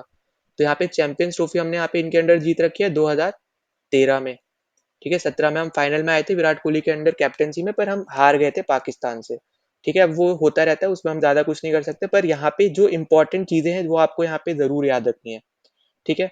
तो यहाँ पे क्योंकि आपको क्रिकेट से रिलेटेड क्वेश्चंस पूछे ही जा रहे हैं, चाहे आप आईपीएल की बात कर लो, कोई निकनेम से रिलेटेड बात कर लो, या फिर अभी जैसे क्रिकेट से रिलेटेड ये भी आपका आया हुआ क्वेश्चन है, तो हमने पहले भी डिस्कस कर रखी है बहुत सारी चीजें, अभी भी हम यहाँ पे जैसे जैसे क्वेश्चन आएंगे वो हम डिस्कस करते रहेंगे। तो यहाँ पे आपका आंसर था अजीत वाडेकर। ना अगले क्वेश्चन पे चलते हैं। तो अगले क्वेश्चन हमसे यहाँ पे पूछा जा रहा है कि जो आपकी साउंड वेव्स होती है, ये आपकी किस तरीके की वेव्स होती है, ये आपसे यहाँ पे पूछा जा रहा है। तो देखो यहाँ पे आपको याद रखना है कि ये आपकी होती है लॉन्गिट्यूडनल वेव्स, ठीक है। अब यहाँ पे ना आपका एक टर्म होता है मैकेनिकल वेव्स का। अब मैकेनिकल वेव्स के अंदर बेसिकली आपको यहाँ पे दो तरीके की वेव देखने को मिलती है। एक है आपकी यहाँ पे लॉन्गिट्यूडनल वेव, ठीक है, लॉन्गिट्यूडनल वेव, और एक आपकी होती है यहाँ पे ट्रांसवर्स वेव, ट्रांसवर्स वेव। अब लॉन्गिट्यूडनल वेव में जैसे आपको इस तरीके से कुछ पैटर्न देखने को मिलेगा, ठीक है, इस तरीके से, फिर यहाँ पे थोड़ा ज्यादा गैप, फिर इस तरीके से। अब इसका मतलब क्या है यहाँ पे कहने का, कि यहाँ पे जो आपको एक साथ देखने को मिल रही है ना, अगर आपसे इस तरीके से डायग्राम देकर अगर कभी पूछे, तो याद रखना ये आपका होता है यहाँ पे कंप्रेशन, ठीक है।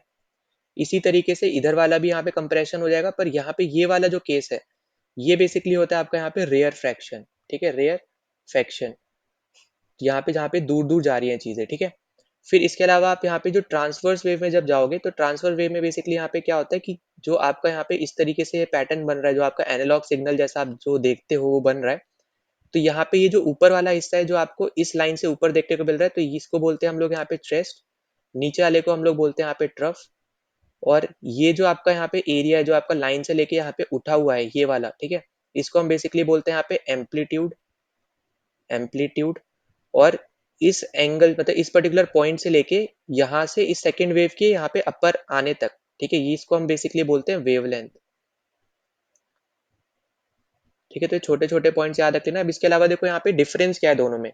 जो यहाँ पे मीडियम का पार्टिकल होगा ना, यहाँ पे जो पार्टिकल होगा, वो बेसिकली यहाँ पे वाइब्रेट करेगा इसी डायरेक्शन में जिस डायरेक्शन में आपकी यहाँ पे वेव जा रही होगी। तो यहाँ पे आपको एग्जांपल देखने को मिलेगा यहाँ पे साउंड वेव का। ठीक है, जिस वेव आपकी जो वेव है जिस डायरेक्शन में जा रही होगी उसी डायरेक्शन में यहाँ पे जो मीडियम का पार्टिकल है वो बेसिकली यहाँ पे वाइब्रेट करता है उसी सेम डायरेक्शन में। पर यहाँ पे जो आपका पार्टिकल रहेगा वो बेसिकली आपका परपेंडिकुलर वाइब्रेट करेगा। ठीक है, परपेंडिकुलर आपका यहाँ पे क्या करेगा, वाइब्रेट करेगा। तो यहाँ पे ये छोटा सा पॉइंट है जो आपको यहाँ पे याद रखना है कि यहाँ पे जो मीडियम का पार्टिकल होगा वो आपका वाइब्रेट करेगा परपेंडिकुलर, जिस डायरेक्शन में आपकी जा रही होगी वेव उस डायरेक्शन में जो वाइब्रेट करता है वो आपका लॉन्गिट्यूडनल में काउंट होता है। ठीक है, तो ये छोटे से यहाँ पे आपके पॉइंट्स है, ये आपको यहाँ पे याद रख लेना है। इसके अलावा आप देखोगे यहाँ पे तो जो और इम्पोर्टेंट रह सकता है आपको यहाँ पे, जैसे पहले ही बता चुका हूँ शायद, अगर नहीं बताया तो यहाँ पे नोट डाउन कर लेना। फ्रीक्वेंसी आपका होता है 1 अपॉन टाइम पीरियड। ठीक है, 1 अपॉन टाइम पीरियड। और वहीं पे अगर आप टाइम पीरियड की पूछोगे, टाइम पीरियड यहाँ पे क्या होता है, तो टाइम पीरियड आपका हो जाएगा 1 अपॉन फ्रीक्वेंसी। 1 upon frequency.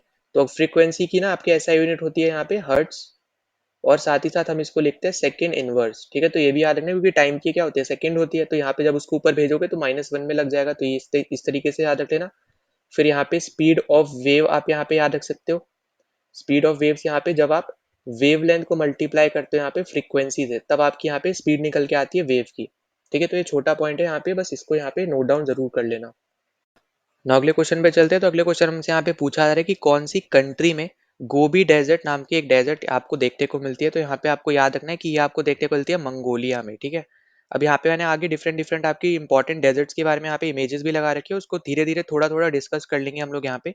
अब जैसे आपको यहाँ पे सबसे पहले मंगोलिया में ही आपको क्लियरली देखने को मिल रहा है, यहाँ पे आपको है गोबी डेजर्ट। ठीक है, पर आपको इस मैप के थ्रू एक चीज और देखने को मिलेगी कि जो आपकी गोबी डेजर्ट है वो मंगोलिया और चाइना दोनों में देखने को मिलती है। पर ऑप्शन में आपको इनमें से कोई एक ही देगा, अगर दोनों देता है तो फिर आप वहां पे मंगोलिया ही मारोगे तब भी। ठीक है, क्योंकि मंगोलिया ही यहाँ पे इंपॉर्टेंट माना जाता है गोबी डेजर्ट के केस की जब हम यहाँ पे बात करेंगे। ठीक है, अब उसके बाद जब हम यहाँ पे देखते हैं अपना ये वाला एरिया यहाँ पे सहारा डेजर्ट को अगर हम यहाँ पे डिस्कस करते हैं, तो देखो सहारा डेजर्ट की जब हम यहाँ पे बात करें तो सहारा डेजर्ट में आपको क्लियरली देखने को मिलेगा कि जो आपकी लार्जेस्ट जो डेजर्ट है, ठीक है, अगर हम यहाँ पे बात करते हैं जो आइस से घिरी हुई नहीं है, ठीक है, आइस से घिरी हुई अगर डेजर्ट की बात करोगे ना, तो जैसे लार्जेस्ट अगर हम चलो देख ही लेते हैं, तो लार्जेस्ट डेजर्ट जब भी आप सर्च कर लो नेट पे या कहीं पे भी देखोगे तो वो है आपकी यहाँ पे एंटार्क्टिका। ठीक है, क्योंकि वो कंप्लीटली आइस से घिरा हुआ है, वहां पे कोई भी काम होता नहीं है, तो उसको एज अ डेजर्ट ही वहां पे काउंट किया जाता है। फिर एंटार्क्टिका के बाद आपकी डेजर्ट आती है आर्टिक। ठीक है, आर्टिक, और ये भी आपकी एक आइस से रिलेटेड ही है क्योंकि आइस से कवर है कंप्लीटली, तो ये भी आपकी यहाँ पे आइस वाली आ जाएगी। पर अगर आपको यहाँ पे पूछा जाए यहाँ पे कि जो आइस से कवर ना हो वो आपकी लार्जेस्ट डेजर्ट कौन सी है, तो उस केस में आपका आंसर होगा यहाँ पे सहारा, क्योंकि ओवरऑल भी अगर आप देखोगे यहाँ पे वर्ल्ड में तो सहारा आपकी यहाँ पे थर्ड नंबर पे आती है। ठीक है, पर अगर आइस के रिलेटेड पूछे तो एंटार्क्टिका हो जाएगी, अगर आइस के बिना पूछे तो उस केस में आपकी सहारा लार्जेस्ट डेजर्ट हो जाएगी। तो ये आपको यहाँ पे याद रख लेना, ये भी आपसे पूछा जा सकता है। फिर साउथ ऑस्ट्रेलिया में ना आपकी फोर्थ जो आपकी लार्जेस्ट डेजर्ट है वो आती है, जिसका नाम है यहाँ पे great Victoria desert. Great Victoria desert. ठीक है, तो अगर आपसे ये पूछता है यहाँ पे कि आपकी ऑस्ट्रेलिया की लार्जेस्ट डेजर्ट कौन सी है, तो वो आपका यहाँ पे आंसर जाएगा ग्रेट विक्टोरिया डेजर्ट।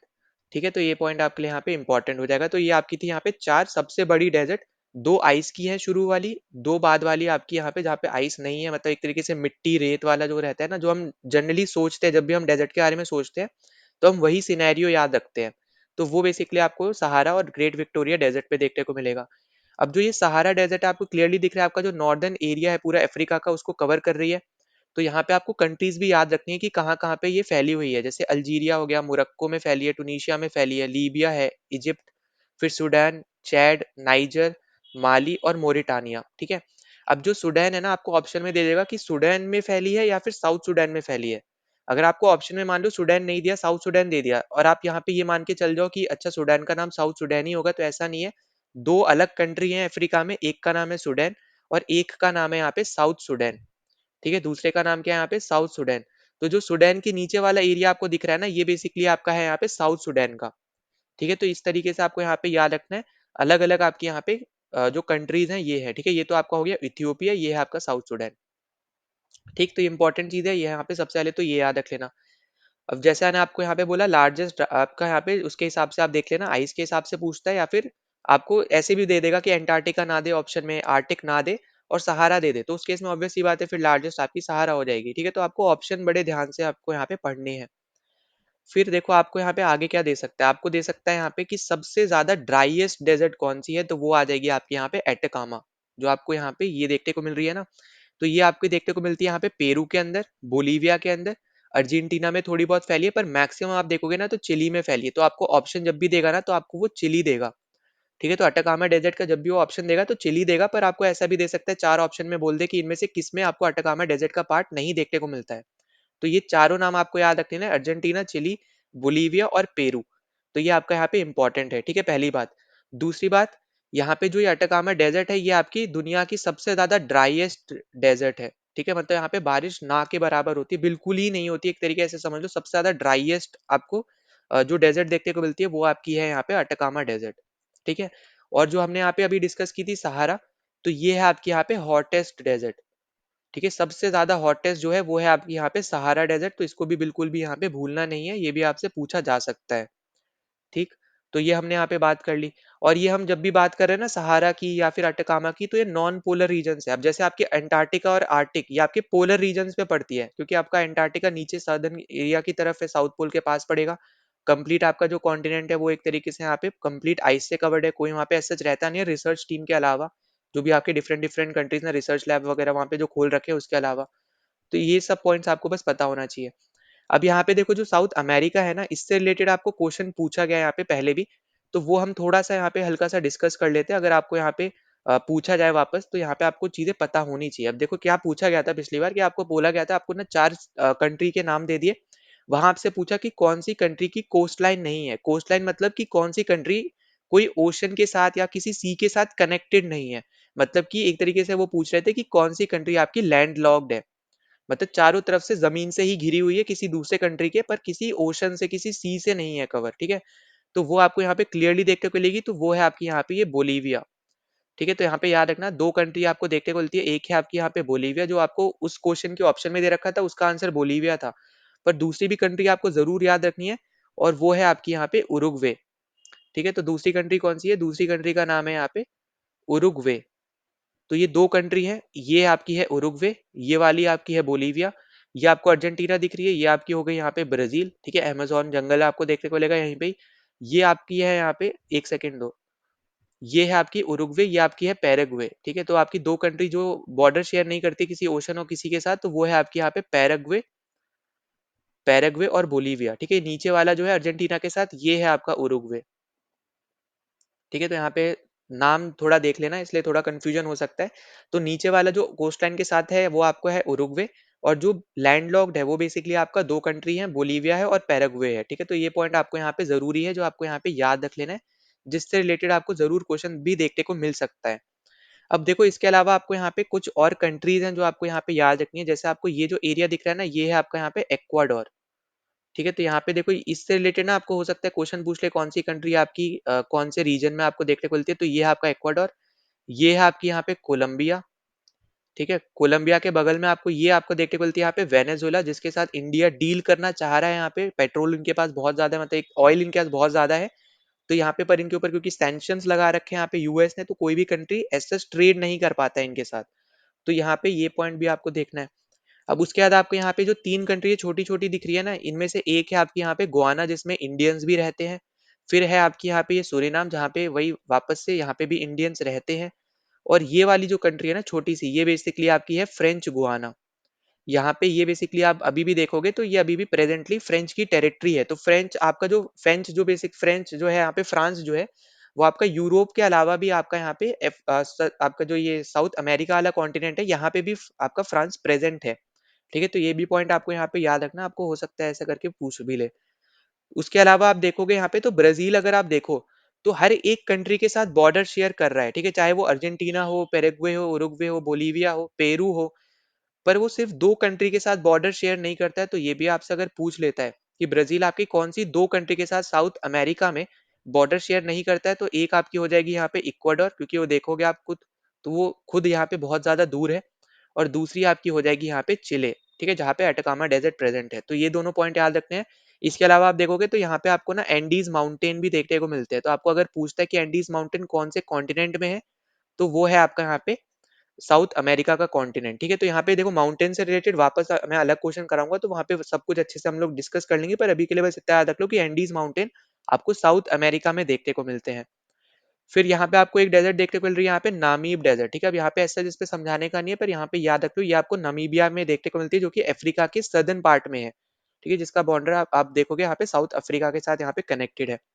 फिर अगली आपकी डेजर्ट है यहाँ पे अरेबियन डेजर्ट, जिसमें आप देखोगे यहाँ पे पूरा अरेबियन जो पेनिनसुला आप एक तरीके से बोल सकते हो, इराक आ गया, उसमें जॉर्डन भी है, सऊदी अरेबिया है, यमन है, फिर ओमान भी आ गया, यूएई है थोड़ा बहुत, फिर कतर एरिया आ गया, कुवैत आ गया।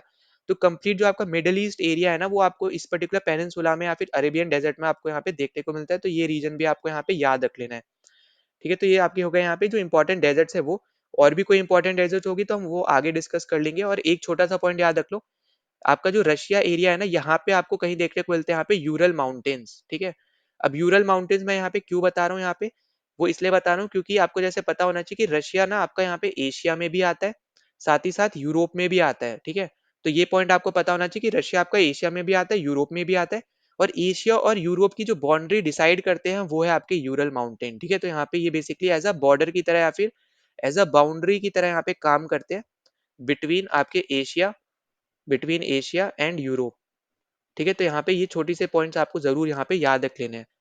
फिर चलते हैं अपने अगले क्वेश्चन पे। अगला क्वेश्चन आपसे बोल रहा है कि व्हाइट डेजर्ट कहाँ पे लोकेटेड है, ठीक है? तो यहाँ पे देखो ये वन वर्ड डायरेक्ट आंसर है, आपको पता भी होना चाहिए। ये आपका है यहाँ पे गुजरात में, और इसका नाम है रन ऑफ कच्छ, ठीक है? रन ऑफ कच्छ इसका यहाँ पे नाम है। तो ये भी पॉइंट आपको यहाँ पे पता होना चाहिए। आपसे अगर पूछ लेता है तो आपको इसके बारे में थोड़ा बहुत आइडिया होना चाहिए, ठीक है?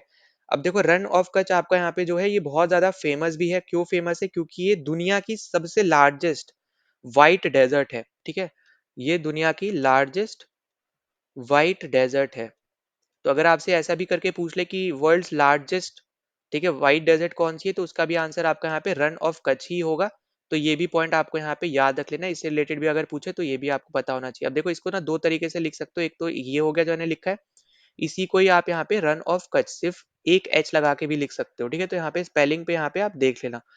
फिर इसके अलावा आप देखोगे तो यहाँ पे बेसिकली आपका जो सॉल्ट एरिया है वो आपको ज्यादा देखने को मिलता है, क्योंकि इवेपोरेशन होता है उसके बाद आपका सॉल्ट वाला एरिया देखने को ज्यादा मिलता है, इसलिए यहाँ पे इसको व्हाइट कलर में आप यहाँ पे देख पाते हो। और इसलिए इसका नाम भी पड़ा है यहाँ पे व्हाइट डेजर्ट। बस इसका नाम जरूर यहाँ पे याद रख लेना, वो है आपका रन ऑफ कच्छ। और वो इस रीजन में आपको देखने को मिलता है, ठीक है? ये वाला रीजन जो है ये कम्प्लीटली आपका रन ऑफ कच्छ है, जो आपका गुजरात एरिया में है, जो कि बॉर्डर भी शेयर करता है पाकिस्तान के साथ भी, ठीक है? इसके अलावा आप यहाँ पे देखोगे इंडिया में एक और मेजर डेजर्ट है, वो है आपकी यहाँ पे ये थार डेजर्ट, जो कि आपकी राजस्थान में पड़ती है। तो इससे रिलेटेड भी आपके यहाँ पे क्वेश्चन पूछे जाते हैं, तो ये भी याद रख लेना। ये आपकी राजस्थान में पड़ती है, थार डेजर्ट इसका यहाँ पे नाम है। अगर इंडिया की बिगेस्ट डेजर्ट बोले या हॉटेस्ट डेजर्ट बोले, इस तरीके से कुछ बोले, तो वो भी आपको यहाँ पे पता होना चाहिए, ठीक है? तो ये थे आपके यहाँ पे छोटे बहुत आपके यहाँ पे कॉन्सेप्ट डेजर्ट से रिलेटेड। बाकी कॉन्सेप्ट वाली जो चीज़ है वो हम आने वाले क्वेश्चन में जरूर देख लेंगे, पर यहाँ पे एटलीस्ट आपको लोकेशन वाइज, क्योंकि ज्यादा क्वेश्चन पूछे जा रहे हैं सिंपल तरीके के, तो वो मैंने आपको यहाँ पे करा दिया, वो आपको जरूर पता होना चाहिए। तो इसके साथ अगर आपको यहाँ पे कोई भी डाउट होता है, हमने यहाँ पे 10 क्वेश्चन डिस्कस किए। अब यहाँ पे क्योंकि 10 के 10 क्वेश्चन बहुत ज्यादा आपके यहाँ पे थ्योरी बेस्ड है, तो यहाँ पे वीडियो थोड़ी लंबी बन चुकी है पहली। तो हम यहाँ पे अगले क्वेश्चन, अगला जो यहाँ पे क्वेश्चन है वो अगले वीडियो में हम लोग यहाँ पे शुरू करेंगे। तो यहाँ पे हमने 10 जो क्वेश्चन किए, अगर इनसे रिलेटेड कोई भी डाउट, कोई भी सजेशन या कोई भी कमेंट कुछ भी होता है, आप कमेंट सेक्शन में जरूर यहाँ पे कमेंट कर देना। या फिर टेलीग्राम चैनल ज्वाइन नहीं किया वो ज्वाइन कर लो, वहाँ पे आपको पीडीएफ मिल जाएगी। तो लिंक मैंने डिस्क्रिप्शन में दे रखा है, या फिर जहाँ पे मैं ये एरो बना रहा हूँ, ये नाम आप सर्च करोगे तो वो आपको चैनल मिल जाएगा, वहाँ जाके जरूर कर लेना। तो यहाँ पे यही आपका यहाँ पे आज का कॉन्सेप्ट थे, आज के क्वेश्चन थे। अगर आपको कोई भी डाउट हो जरूर आप यहाँ पे पूछ लेना। मिलते हैं नेक्स्ट वीडियो में। जय हिंद।